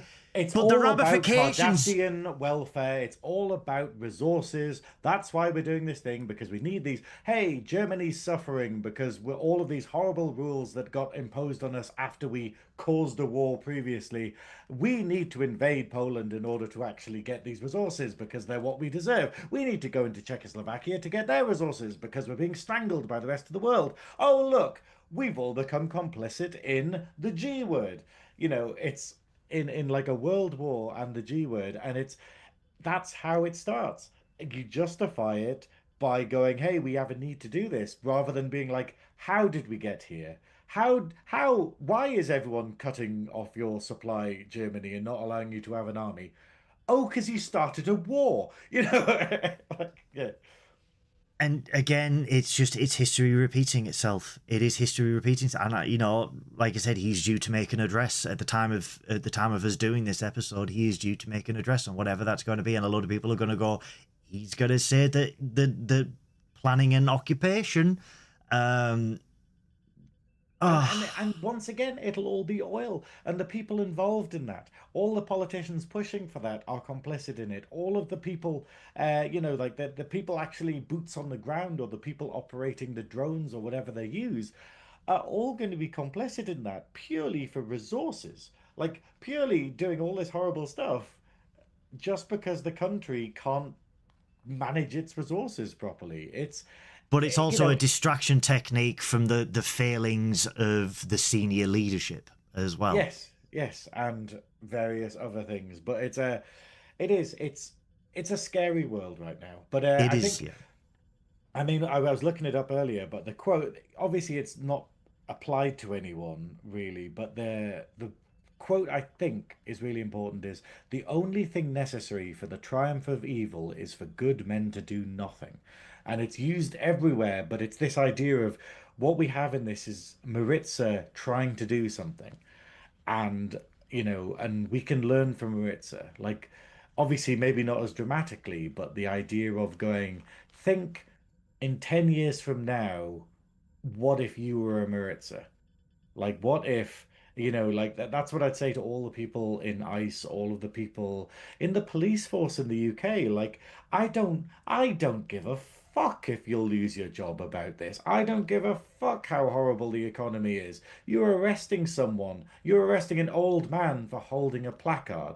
Like, what level of morality can you justify that in? Like, it's madness. Like, we have people at the moment on hunger strike in the UK who got arrested for protesting, and they're potentially going to die through hunger strike because they have the balls to go, hey, I need to do something about this. I am not enjoying the direction that this country is going in, and I'm going to try and do something. And yet we have people on social media sort of like talking shit about them and abusing them. And they have, like with Maritza in this episode, they have more balls than any of the rest of us. Sorry, off on one. But No, yeah, it's that's it's the just great beauty of world. episodes. That's the beauty of episodes like Duet. It does shine a light on the world that we live in, and it allows us to discuss these issues. Because this is what episodes like this do. It forces a dialogue. It forces a discussion about the world that we live in. And 32 years later, and Yeah. it's still as relevant as it was back then. Mm. And again, it's sad. It is sad that it's still relevant. It is sad that the world is going to. I feel we're at that era in Star Trek just before warp drive, and I won't say what it is, but it has two Mm. W's and a three. Yeah. And I feel like we are going into that era where everything is just coming to a head. You know And what, scared me? Because I was having a discussion a while ago with someone about the idea of how the next war would be fought. mm, And the horrific thing that they said to me that like just stank of dystopia is the idea of we all go, oh, we're never going to have a war like that because it'll all be done with technology. It'll all be done with drones. It'll all be done with computers. It'll be like the Cold War, where it was all the idea of going, there wasn't actual forces at work. There was it was just, espionage. yeah, it Yeah. was espionage. It was all like hacking. It was all sort of like this, that, and the other. And the threat of stuff like Cloak and Dagger. But then you realize like how horrible the situation is now, where AI is incredibly expensive, technology is incredibly expensive. So the idea that the next war would be all robots and drones and stuff like that, you start to go, but humans are cheaper. And I think that's a worrying reality of the going like, yes, but it could be like that, and we would expect it to be that way. But there are a lot of Americans, there are a lot of British people who need a purpose in life that society has deliberately made poorer and has made radicalized towards hatred, who are Yeah. desperate for something, and you're just going, They are yes, and begging they are for a far fight. cheaper than a drone. Yeah, They are they are. far cheaper than technology. It's like they have been conditioned over years to believe that certain people are the enemy, and then they are provoking them and giving them inflammatory news articles and material and making them beg for a fight. This has definitely not happened before in the 30s and the 10s and the 1800s and the 1700s. And it's Yeah. like, they, God, it's so sad. What an episode to end this season on. But Yeah, it, it's but not quite a again, happy Christmas episode we were it's planning, was this it? isn't We this were was talking not. about having an episode that was all celebrating festivities in Star Trek and all of the wonderful sort of like, things to make us all No, feel because happy and this, jolly. at the end of And the no. day, this needs to be discussed. This does need to be discussed. We can't just hide behind frivolities forever. Stuff Yeah, like this needs to be discussed. And the beauty of Star Trek is it brings these issues to the forefront of society. yeah, And it is sad. And it is the world that we live in. It's certainly not a world that I thought I would be living in. Um, but if you don't discuss it, are you as culpable as the people causing it? If you just bury your head in the sand and just hope it goes away, like you said with your mother, and to be honest, there was a period where I did the same, where the news became so unbelievably depressing, I didn't watch it. But then I came to the and that's by realization, design. yeah, and then I came to the realization that no. That is what they want you to do. They want you to bury your head in the sand and go, nope, everything's fine. I Oh, don't need to worry about it. I don't vote because they're all the same. And it's like, well, so you had a potential chance to actually help the situation and you decided not to because they've convinced you that it's worthless. It's like that is playing into their hands as much Yeah. as voting for the bad guys, Like and it's the same with everything. It's the idea of going, oh, that doesn't affect me, so I'm not going to get involved. And it's like, like in the queer community, it's the idea of like we have so many gay people who are just like, oh, I don't need to help trans people, I don't need to stand up for trans people because I'm not affected by that. And it's like, yes, but they will come for you next. It's the Yeah, fact of you don't vote because you don't have a horse in the race, you feel, and then the people who get in will then start affecting your life. And you know, it's how it works, you've got to have empathy, you've got to just care. And I know they've made it where we're not supposed to care. They've beaten it out of us. They've yeah. convinced us They've that nothing drained we do us. can help. Yeah, they've We can. they've absolutely drained us, and it's just I mean, I I've decided to, I was made redundant from my job, and I was, before that, I was sick of corporate. I was sick of working in Yeah. corporate, and I saw firsthand the change in corporate mentality, not just in one business, not just in one corporate business, in three separate businesses in three separate industries. I saw the change that um, you are merely just a number, but all the things that they tout, that they respect, and all the things that they say that they, oh, we support mental health, we support this, when it actually happens, they don't want to know, they don't want to do that support. Yeah. And then the constructive It's dismissal, box ticking. it's box ticking, and and what they do, you are pushed out. Because I mean, especially the one I was at for 4 years that I left at the beginning of the year, I was brought in to challenge the status quo, to reinvigorate and bring these new things in, and help them. And then the new management gets replaced, and it's box tickers, it's yes men, and then Yeah. that mentality that you have had for 4 years, where it goes, no, I have to challenge the status quo, I have to do this because it's better, you are then vilified because of it. And then Yeah. then they start looking at you under a microscope, and then they go, well, he's actually got mental health issues, and he's got this, and he's got this. And then that's when the constructive dismissal, and that's when the tearing down happens. And it was really interesting. I was Yeah. It was a surgical attack upon yeah, you. And I it was and it I was discussing this in my therapy a couple of weeks ago, where we so I'm understanding the cycles that I have gone through over the last year to try and make myself feel better. And one of the largest cycles was the erosion of my confidence and my ability in myself. and your ability to trust. Yeah, and when you dig deeper, it's because it was manufactured by design by those management that were put in place Yeah. to knock you down, to turn you into a drone, and then eventually you are then maneuvered out of the business because you are not a person, you are not a human, you are a number with a salary that they have to get rid of and bring in someone cheaper. And I mean, I reveled in the beauty that I found out that when they had pushed me out, when I left of my own accord, when I handed in my notice,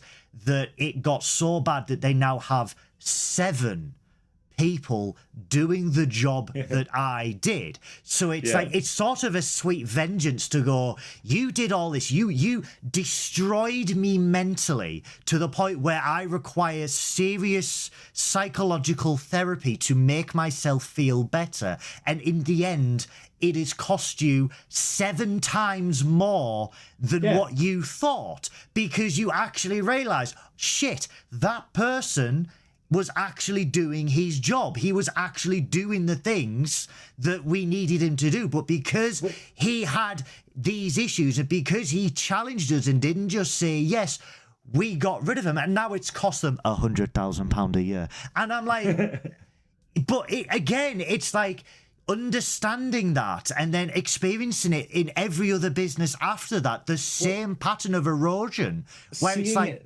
Seeing the idea that people will fight against the people speaking up, like the yeah, idea of like where we have when people are doing the right thing, when people are standing up, when people are protesting, we get people that are like, oh, what dickheads and stuff like that, because it's easier to attack them than to actually change the status quo. And like we say, like with your company and stuff. Because I had it as well with like a friend of mine who, like, I can't talk about the details, but basically he found gross misconduct in the business that he worked in, and he basically like challenged them on it, and they immediately started going, we need to get rid of this guy, so Yeah, we're going to actually start like demonizing him and like try and dig up some shit on him and stuff, and we're gonna make his working life hell yeah, so that he leaves, so that he doesn't bring all of this to light. And he ended yeah. up taking them to court, and they made his life absolute hell for months. And the problem is that you have to go through that because the the fact of there's two ways you can go. You either dig your heels in and go, no, I'm going to fight against this and I'm going to make sure that these people get punished for this, which is like what Maritza becomes. Or you have the whole like, oh well, I'll just cow down, and like you could have done in your job. You could have just sat down and went, I'll just do bugger all and I'll take home a paycheck and nothing will get fixed. The thing that the company's meant to do won't work as well, and we won't be serving these people properly, but I'll be fine. And that's the easy route. And that's what Maritza did in the camps. It has the thing where he hides under his bed, he covers his ears, he doesn't speak out against the atrocities. And then later on, it hits him of going, I should have done something. And he's had to live with that for, 5 years. It's the threat of losing the stability that what they Yeah. would that's what they were trying to do for me. It was the threat of losing that stability, and for me, it was like, no, like you are using my issues again. You are using my medical issues against me, Yeah. and you are And trying to force me out because of it, and it is not on. And I but risked. what point do the people doing this not stop and go, "Hey, we're being." It's almost like another group of people that we should be talking about, but they're not really important enough to talk about. But Mhm. where they're spending so much time demonizing and being hateful towards us, and you're like, you could actually fix things. You could actually make this whole situation better and actually sort of like make it good for everyone far easier than the effort that you're putting into but this. in, but instead And it's like, but instead you yeah, don't, because you're cowards. yeah, and that's, and a lot of it, that's what it is. They are cowards, and they don't want to face, they don't want that confrontation. They don't want to Yeah. face it. And in terms of that, of which will not be mentioned, it is. And the fact that, again, I have been bullied a lot over my life, and I have learned to rise above it. I have learned not to react to the provocation. And because I'm doing that, it's driving them more and more insane. And it's driving them to do more and more. And I don't react, because if you react even the slightest, they've won. Hmm. And I'm It's not doing it. and it's the fact of we've just it's all about going forwards. It's all about Yeah. going forwards and doing the best thing, but then also standing up for injustice and not kind of just going, oh, they want me to just be quiet, or oh, they want me to sort of just move on or something like that, and being like, no, I won't do that. It's But we are doing it in our own way. We are doing it in our own way, in our own, in our most mature and collected way. And I will announce that at the end of the show. But let's continue. Do you have yeah. anything else for Duet? I think I want to talk about the final scene, okay? Because I want to talk Yes. about the final scene. Well, not the final scene, the final scene, as in the Maritza reveal, where we Yeah. finally get to see the true Maritza. Because throughout the whole episode, he's been playing the act. Everything has been in his hands, and he's been doing his plan to pretend to be Goldar Heel, uh, and in order to get tried and executed and bring the discussion back to the atrocities committed by Cardassia. And in that final scene where Kira basically breaks him down by pointing out the information that he didn't think she'd have, which is that he isn't he isn't Goldar Heel. He is Maritza. Goldar Heel did not have the same condition that he has.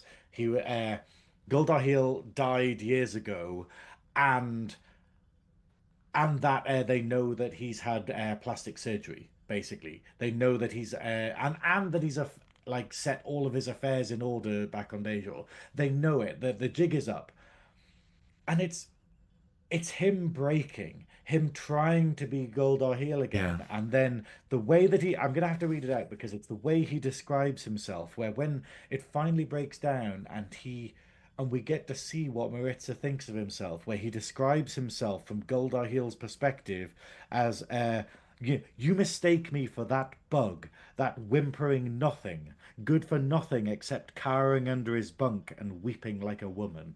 And it's that idea of that him projecting what his view of himself is through Goldar Heel, and then It was obviously going powerful. on, yeah, and I'm probably going to cry, but it's the act, him saying to her, "You have no idea what it means to be a coward," and the idea of like him to see those horrors and do nothing, and him hiding under his bunk, covering his ears to drown out the screaming, and there was nothing he could do about it.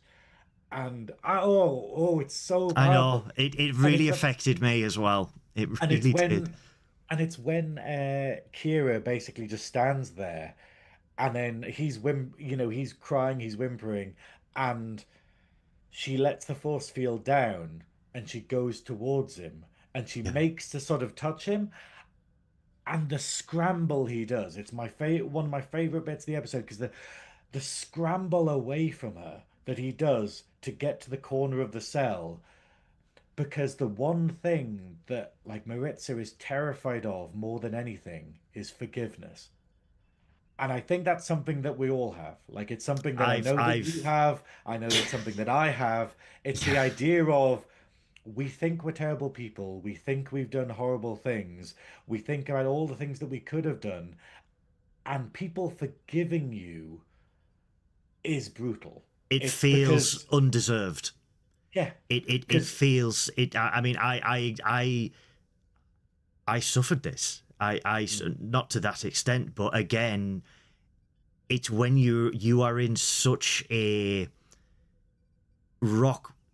I can't even describe it. You are in such a mental state where you believe these things about yourself. You yeah, believe these awful things about yourself. You are you describe convinced. yourself as a whimpering Yeah, nothing, you you know. you you convince yourself that this is it and that you are better off not being here, Yeah. and you are thoroughly convinced. And when someone tries to show you a modicum of compassion or tries to reach out for a touch, you don't want it. And it's not because that you don't want it, it's because you don't deserve You it. feel you don't deserve it. Yes. That's the important thing. And it's the fact of he's gone through this whole journey because he refuses to acknowledge that he is guiltless. Like, yes, he might have done something, but this is the horrible reality, though. It's the fact of if he had stood up for himself against Goldar Heel, if he had like, tried to do something, he would have been shot.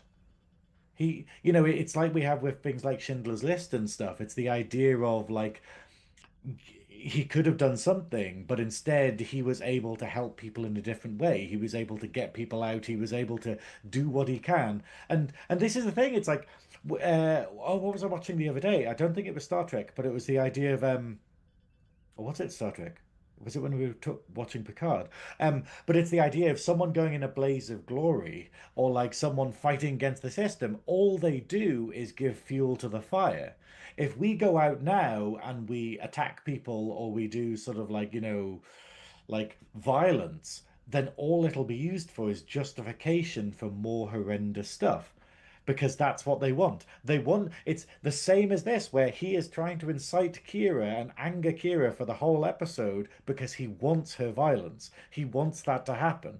And it's the same thing where they go, hey, don't do it politically, don't do it sort of strategically, just go out there, do horrendous stuff, and that'll justify more anti-protest laws. That'll justify more sort of, well, look, they're doing this, look, they're doing this, and oh, the woke left are violent, and like, oh, look, trans people are bad and stuff, and it's just going, that's what they want.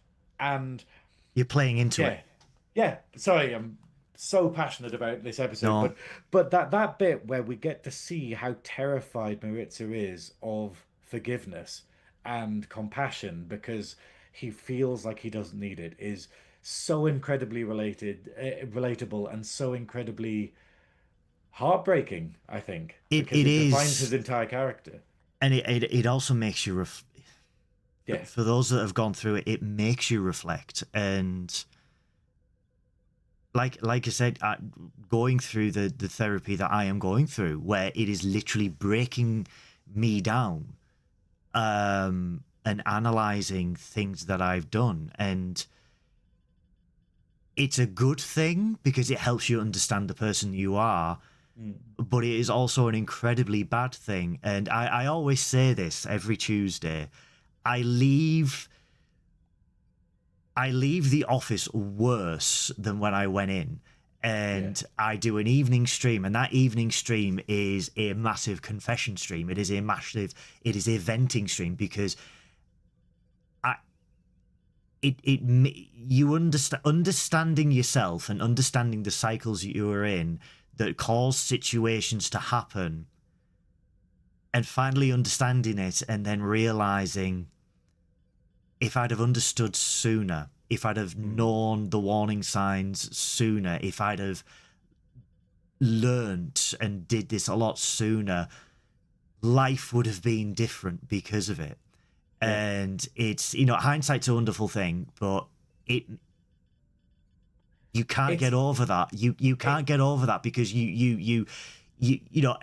the time, like I said, very much like Maritz, I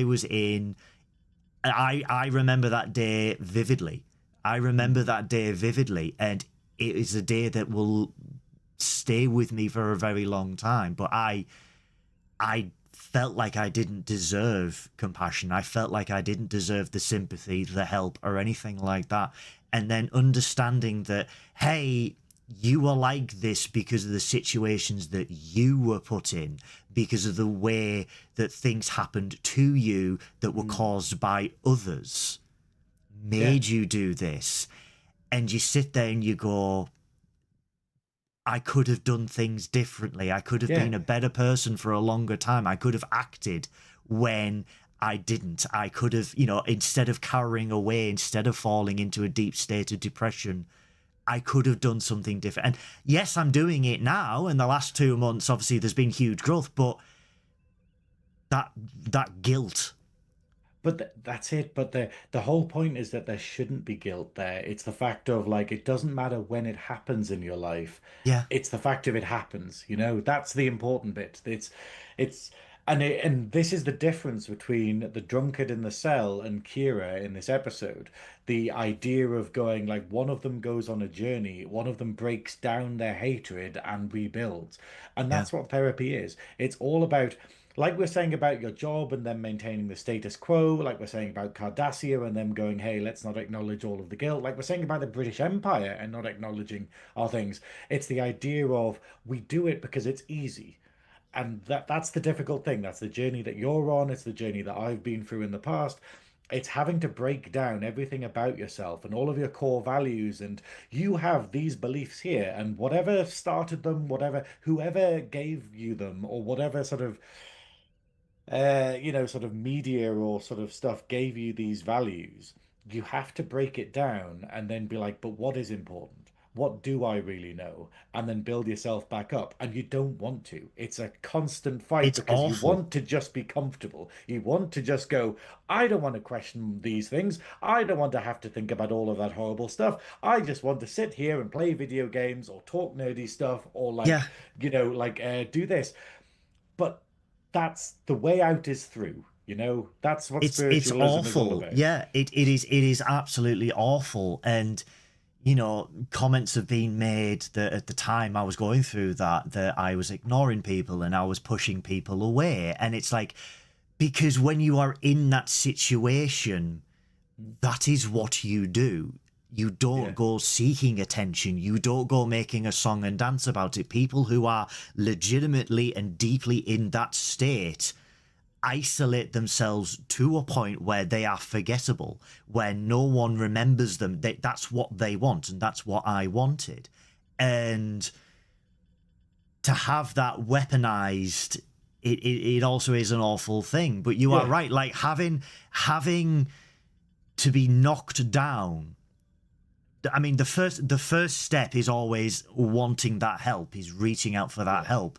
But then it's not an overnight process. It is not, oh, I'm cured now, it's been a week. It's like, no, you have to. If you leave a therapist's office feeling happy, you have not done anything.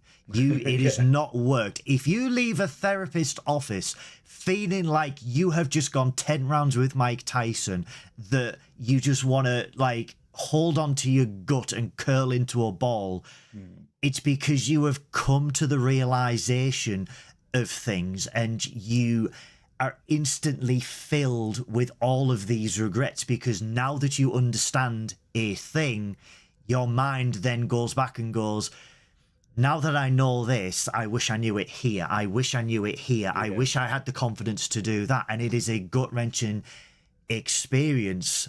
And, you know, my biggest thing has always been communication. Learning to communicate effectively, assertively, articulately. Now that I have that to some extent, I then sit there and go, I could have done this 6 months ago when talking to you know who. I could have done this a year ago when I had issues at work. I could have... And you replay it. You can't, like, this is the whole thing that, like, I kind of got through, because I found myself wallowing in regret a lot of being like, oh, I should have done this differently, and oh, like, things could be so much better if I'd done this.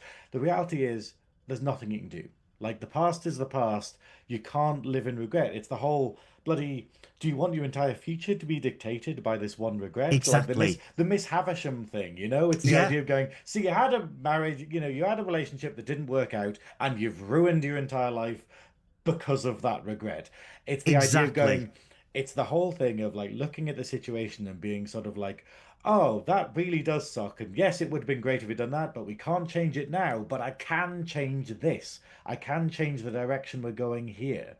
And that's the joy of the future. And that's, you know, sorry to harp on about myself. I am incredibly narcissistic. It's helpful, though. It's helpful. And I love that this episode of Star Trek that we're discussing has allowed you to sort of open up in this way. You know, it's the magic of Gene's vision. This is the thing. Like, I am on my own journey at the moment. I made the decision. I mean, even before I was made redundant, I made the decision that the corporate life was no longer for me. I was the the square in the circle. I was the square that didn't fit into the circle hole. But enough about Berlin. But enough about Amsterdam. And Vegas and San Francisco. But I made that decision, and you know, the change that I made this time around losing my job was I can wallow in a state of self-pity and depression and do absolutely nothing with my life, or I can sacrifice it all, I can risk it all and make something and make a difference and make a go about and do something that I truly feel passionate about, that I get the most joy out of, and try and do that full time and try and eke out a meager living from that. And I am trying. Anyone who follows me on Twitch, you all know I am trying my absolute damnedest to do it. And it's and you know, you look at all the content that's being pumped out on YouTube. You know, I did 48 videos at the weekend I edited and then scheduled for the next month. Because, again, it's about building a following. It's about building the numbers and everything like that. And I want to do it because I thoroughly believe, after not having it for so long, I thoroughly know my worth. I know my abilities, and I know that I can make it work. I just need a serious injection of cash to make it, you know, to make it work. But I will say, though, that it's also, from a mental perspective, it's healing. The journey is internal as well. Like, we have a lot of people who say, oh, if I just move here, if I just change this, if I just do that, then it'll fix things. Whereas a lot of the time it's the you can look at something and go, oh, that's broken or horrible. But then by changing your perspective, you can look at it and go, oh, actually, it's quite nice. It's that's the idea. Anywhere can be heaven if you just think about it the right way, if you're in the right mindset. And it's that idea of like making like even in the corporate world, if you had the right mindset and it wasn't like a shithole like the previous place, you can make it work. And that's what Kira has in this episode, where Kira's journey, she's not traveling anywhere, but she manages to have this big breakthrough and this big sort of change in perspective that helps her. It helps her open up to Cisco. It helps her Yeah. sort of like gain friendships and open up to like Jadzia and whatnot. And even, potentially to Odo and whatnot, purely because of this internal sort of like journey that she goes on. So yes, like, obviously, like do what you love, go down that route. But I think the greatest success we're gonna have is from perspective, is from basically sort of Changing learning that to love mindset. yourself, man. Like, It because you it you is need it to is, love yourself because but it is you are so wonderful, you are so talented. I know you hate me saying this, but it's the idea of you have so much to give in this world, and I love doing these shows with you and working with you because you are so wonderful. And and the greatest achievement will be you acknowledging that. there is healing. There is healing happening, and like I said, in the past 2 months, there has been a lot of healing. I have doing everything that I am doing. I have gained more confidence. I know my worth. I know that I am capable of doing this, and it is, look, guys, it is extremely hard work to do all this. People just think, oh, you get up and you just act like a tit for 2 hours, or you do an 8 hour shift on Twitch and you just act like a tit, and it's like That is literally my life. However, there is a lot that's what I do. You more. do all the work. But again, there is a lot more that goes on behind the scenes. There is the networking, there is the reaching out to people, there is the endless social media, the building of scenes, making sure that things are polished, fixing this fecking light because I think this is a wiring issue. Damn you, India! But it's about making it the best that you can make it, and all that effort. Like if I do a 9 to 5 and then I finish, I'm on my other computer and I'm doing clips, I'm doing social, I'm doing that. If we do trekking and I finish this, I go do something else. It's 15, 16, 17 hours a day. And I maybe don't, like, I maybe get up at 8:30 in the morning and then don't go to bed until 3 at night. Am I tired? Yes. Do I feel tired? No. Do I feel mentally drained? No. Because I have found Our something. next sponsor, Pussy. I have reached out. I am waiting for an email back. Literally, I have JMS Drinks. Hit me up. But I don't feel tired because I have found something that I love. I have reignited that love of working in the media and doing all of this. And it is giving me the confidence to know my worth and to have other people, let's be honest, bullies. Yes. Trying to. Very much bullies. Very much bullies, trying to. They see what I am doing. They are, let's be honest, jealous and trying to knock me down, trying to stop me, trying to actively dissuade people from following this show and everything that we do on Twitch. It's pathetic, and it gets to a point, like, does it upset you? Yeah, it kind of does, but do you still do it out of sheer spite? Yeah, because that's just more fuel to the fire to continue doing it. It's more motivation, like motivation. From my point of view, it's more the frustration of just going, but you're doing that. You're cutting your nose off to spite your face. Like, you're making the situation worse purely out of your own failure. It's astonishing, but it's the fact of,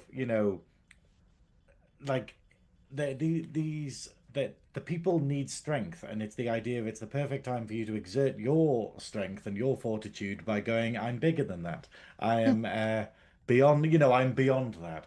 I am beyond the Thunderdome, which is why I'm going to be acting like a tit all the way through my birthday tomorrow on Twitch, so you all better be there.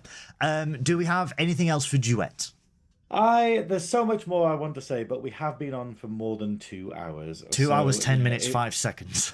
Bloody hell. I think, that we can have a part 2.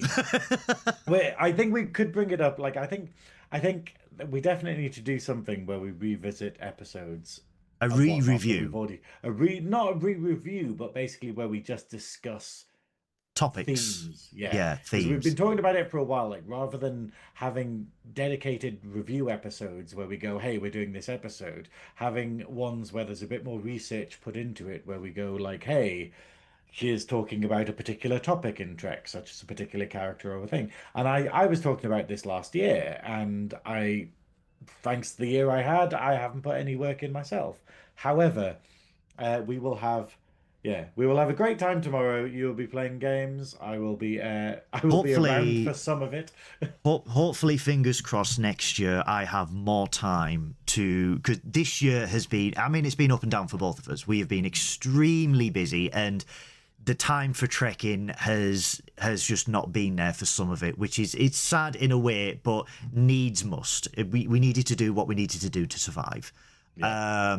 Next year, fingers crossed, I'm gonna have more time to be more of a hands-on producer with Trekkin, to do those researches. I have got a whiteboard full of plans, and we want to do more Trekking. We want to do the plays together, because we do, thanks to our kind friend Crimson, we do have Bridge Commander that we can play as a multiplayer.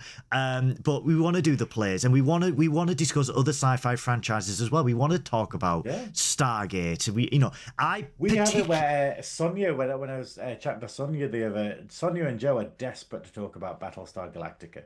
The CIC is coming. To do this. The CIC is coming. The problem with that is you know what I'm like with intros, and I've actually reached out to Doug Drexler, who was on Battlestar Galactica, to get the the radar screen from Galactica for one of the intros, because again, this is why I don't have a life. This is why what I'm about to talk about is going to take a month to do, and that is season 4 of Trekking Up North will be back on January the 16th, subject to Synoiz's diary, obviously. I'm trying to keep my diary clear. Like, how you're saying, you're gonna do this work and whatnot. Next year, I'm trying to cut down the amount of work I do, because I've realized it doesn't stop. From my point of view, the work doesn't stop unless you make it stop. And learn to say no. Yeah, and the fact is, I tried, like in November, in October, I was like, I'm going to say no to everything and stuff like that. And then I did, and it was almost like the universe just kept going, aha, but this other thing, and then other opportunities. So when I turned off an opportunity or said, hey, I'm not going to deal with this anymore, then people basically came along from other stuff and went, hey, we want you to do this thing. And I'm like, oh, that is very tempting. But then you're like, no, I want to have time. Like, I've had such a good time over the last week streaming on Twitch. Like, I'm playing Final Fantasy. I won't be doing it today. I'm hoping I might have a bit of time tomorrow. But I've been streaming Final Fantasy 7 on Twitch, and I've got the spark back. I'm loving it. I'm loving getting to play video games, getting to chat to people and all of that and stuff. And I never made time for this because I was too busy doing things for other people, or things that I felt like I couldn't say no to. And while they are wonderful opportunities and it's great for me, at the same time, you still have to live your life. And this is why I still haven't watched bloody Frankenstein. I've got Frankenstein to watch. I've got bloody, what's it called? Stranger Things to watch. Oh God, I've got Fallout Wednesday. I've got 2 years worth of shit to watch. My friend was saying I've got to watch Welcome to Derry, and it looks amazing, some of the bits on it. And then obviously, Dave's on that. You say Fallout. Oh, is Dave, he? Yeah, Dave Jones, The Shed. He's at Welcome to Derry. The thing is, and again, you all know that about this massive push and stuff like that. This is my doing what we do, allowing it to subsidize us would allow us to be more involved and would allow, like, we're looking at merchandise, but again, we've got a website, but merchandise designs need to be done and yada yada yada. And in January we'll be back with the premiere of Starfleet Academy. Now, I have heard on the grapevine from people who have had the screeners for season 1. I got a message the other day from someone who has the screeners, and they are a very optimistic person anyway, but they are saying that it's not bad. Yeah, I have also received messages from people who have got screeners that say it is actually really good. Now, you know, we've got apprehension on. We have apprehension on this based on what we see. I'm going in with the lowest of expectations. I'm going in with an open mind. I'm going to do exactly what I did with Section 31. I'm going to go in with an open mind, and I want to be pleasantly surprised by it. If I am pleasantly surprised by it, I will be happy. In all fairness, I will be happy. If I'm just loving surprised. That it's going to be. I suspect it might be like Section 31 though, where I'm just sending you voice notes throughout the whole thing, being like, "What the hell's this? What's going on?" And you're just sitting there being like, "Yeah, he's got." Do you remember when I was at the premiere for Section 31, and I went over to Sean and I went, "I think I'm so ill, but I don't understand what's going on," and he was like, "No one does." And I was like, "Oh, thank God." But we will be. I'm saying hopefully, but if not, we do have Star Trek Scouts coming afterwards. Oh, I can't wait for the deep dive that we do. That will be one of the greatest Star Trek shows in history. I think I will change the lighting for this. I will change the entire lighting for this. But we will be back on January the 16th, which is a Friday, with season 4 of Trekking. There will be a slight glow up, shall we say. You're turning the bloody lights on. You're fixing the light in the background. I've paid the bill. But there will be a slight change. There will be a slight change. We are getting a brand new spanking logo, which is why you're not seeing merchandise yet, because the logo is I'm getting a few designs done at the moment, ready for me and Synoiz to have a look at. And obviously we are separating from certain things as well, so that I have to redo. How many intros do I have to do? 1, 2, 3, 4, 5. Not by our own sort of want. 6. We're not separating by our own want. We're separating because I have 7 introductions to remake. You can make more in a month. I have to remake them. We are separating, not because we want to, shall we say? But yes, that's all I'm going to say. That is the situation. That is the situation. Yeah. It's very much a situation where they refuse to engage with us, and and we will can't really have a working relationship when the other side deliberately ignore you and will not be involved with you. So we are going to be fully independent as of the 16th of January. We have trekkinupnorth.com and .co.uk as well as our shiny website, so we will have a slight glow up. We also have one for the store, because when the store happens, we are going to be putting lots of things together. We have lots of different what are they called? Ponzi schemes. Ponzi schemes. Grifts. We have lots of different brands that we're bringing together. We have a lot of grifts. If you think America is bad, you should see my pyramid scheme. This is all boiling down to a timeshare in Tenerife. But we have a lot of things, and we are unifying. We are bringing them all together, and we hopefully we'll be at Vegas next year.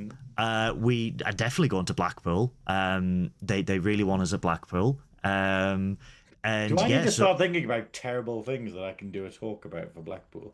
I know that obviously there was one. The problem is that we were like going, oh, there's this thing that we're meant to be doing there, and I was like, oh, that's cool. We don't need to think up an actual sort of talk that we can do. We can just sort of wing it with them. And then we found out, oh, we're doing both days. Oh shit! So we have to do both of them. Okay, but we will. Yes, we will be at Blackpool. We will have a great time, and yeah. But I think that's it. I think think that's it for yep. this. Well, it has been a long year. Season It's been 3. a long episode. It's standard to It's me. been a long episode. Getting from the art to here. The art to here. Just, I don't know if anyone knows, but a video went up today on YouTube and TikTok, the Geordie Borg. And I want to play this for you right now. I want to play this for you all because what is it? Where's it from? Well, allow me. Well, yes, of course, it's from the internet. No, it's from a but pigeon. is it? Yeah, okay. So I'm watching the Enterprise episode Twilight from season 3. That's good, Trav. Right. Allow me to get this up. Bear with me one moment. Okay. I don't know about Ladies and gentlemen, boys and girls, allow me to play for you the Geordie Borg. It's not going to work. There we go. Here we go. Ladies and gentlemen, the Geordie Borg.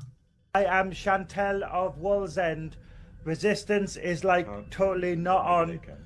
We will add your biological and like technological distinctiveness to our own by like necking on with you and like stealing your iPhone. I don't think you heard that. Do you want me to play it again so you can hear it? I can't hear it. I can't All right, hear anything. bear with me. Bear with me. I am Chantel of Wallsend. Resistance is like totally not on. We will add your biological and like technological distinctiveness to our own by like necking on with you and like stealing your iPhone. Do you know who my dad is? Because I am unfamiliar. I do not know how that got onto the internet. I do not know what kind of psychopath would say something like that. Was this on the Phasmophobia stream? No. This was our review of Best of Both Worlds. Oh God! You can tell that was a while ago. Like This was our interview. No, this was May. This was our This was our review of Best of Both Worlds Part 1 and 2, and this is how you opened the episode. Hello, I am Chantel of Borg. And I'm just like, yeah, this is how this. You know who me dad is. You know who me dad is. Resistance is like futile and that. And ironically, it's one of our highest rated and most liked videos. See, this is the thing. It's like all of the discussions that we have. Like I love this where we're having these big, deep discussions about like the world, the state of the world and things like that. And then when they're in the shorts, they don't get as many likes as when we're just saying random shit. And it's also the reality of things. There's a shot that went live 6 hours ago. The real villain of Wolf 359, and you bring out oh no. What was it? Something doesn't melt. Borg cubes don't melt steel beams or something like that. And again, that's instantly got 750 views. What was the thing I did last time of like the whole thing of like, yeah, O'Brien. That's it. With Keiko must have been stopping O'Brien from helping in the. That's in there. That's coming up. I think on December the 30th. I think on that one. We're keeping the legend alive. We are keeping the legend O'Brien alive. Is the villain of Trek. Well, ladies and gentlemen, boys and girls, Treks and Trekkers, that is officially our season finale of Trekking Up North season 3. Thank you so much to all the subscribers and all the fans, new and old, who have followed us over from their place, and to all the new people that have discovered us over the last year. We do this for you. We just want to share our unbridled passion for Star Trek with all of you and the rest of the world. I believe that what we do is such a unique take on episode reviews because we last all night and we really get into the minutiae of everything, and we get into the themes of the episodes, and particularly episodes like this, like Duet, like Ad Astra Per Aspera, like The Drumhead, where we can actually get into these episodes' themes and compare them to modern day into the world. And hopefully improve our life through, Yeah. better understanding life through the lens of Star Trek, which is Yes. the greatest gift that we can have from any kind of media. Star Trek has, I have been a fan of Star Trek since I was 2.5 years old. It raised me. Its morals, its beliefs raised me and made me the person that I am. This incomprehensible dickhead that you see before you with blonde hair, frosted tips. But I feel that it made me a better person. And it made me understand the world a little bit better, and it made me tolerant of other people, other races. I mentioned this in a previous episode, like, I didn't understand certain things until I was getting towards a teenager. Like, oh, this actually exists, and it's not just a thing that should have been banished ages ago. This still goes on. This is outrageous. Why don't people? And that is all thanks to Star Trek. That is all thanks to the moral compass that they gave me. And we bash on certain series and we bash on certain episodes and we all have a laugh, but deep down in its core, Star Trek has made us the people that we are and the people that you see in front of you. And we want to celebrate that. So in my case, blame Star Trek. In my case, the same. But yeah, thank you all of our wonderful viewers. We've had great consistent viewing figures. Thank you so much for sticking with us throughout this whole episode. I know it's been so much we've talked about. Thank you so much, Beth. Thank you, Leela. Thank you, Sarah. Thank you, Hopi. Thank you, Dystopian Prophet. Thank you, everyone. The Shed. Thank you to the Shed. The Shed as well. And it's this idea. Thank you for sticking with us, and hopefully this has been fun to listen to. If you've enjoyed it, please post a comment on the video once it's finished, because comments help the algorithm and whatnot, and we can start discussions in the comment thread. And like it and share it, because we're on the road to 500. We're hoping to get 500 subscribers by February or March. February. And yeah, we can do this. We can do this, but only by sharing it and for you to go, hey, cool, check out this channel, check out these videos, check out these discussions that these lunatics are having. And yeah, that'd be wonderful. And join the Discord, trekkingupnorth.com/Discord. And yeah, and if you've enjoyed this and you haven't already, please subscribe to the YouTube channel, and we will see you next time. I have been Captain Goodwill. He has been Science Officer Synoiz. Live long and prosper. Look after each other. And as ever, on Trekking Up North, Miles. Your sorbet sucks. Now get out.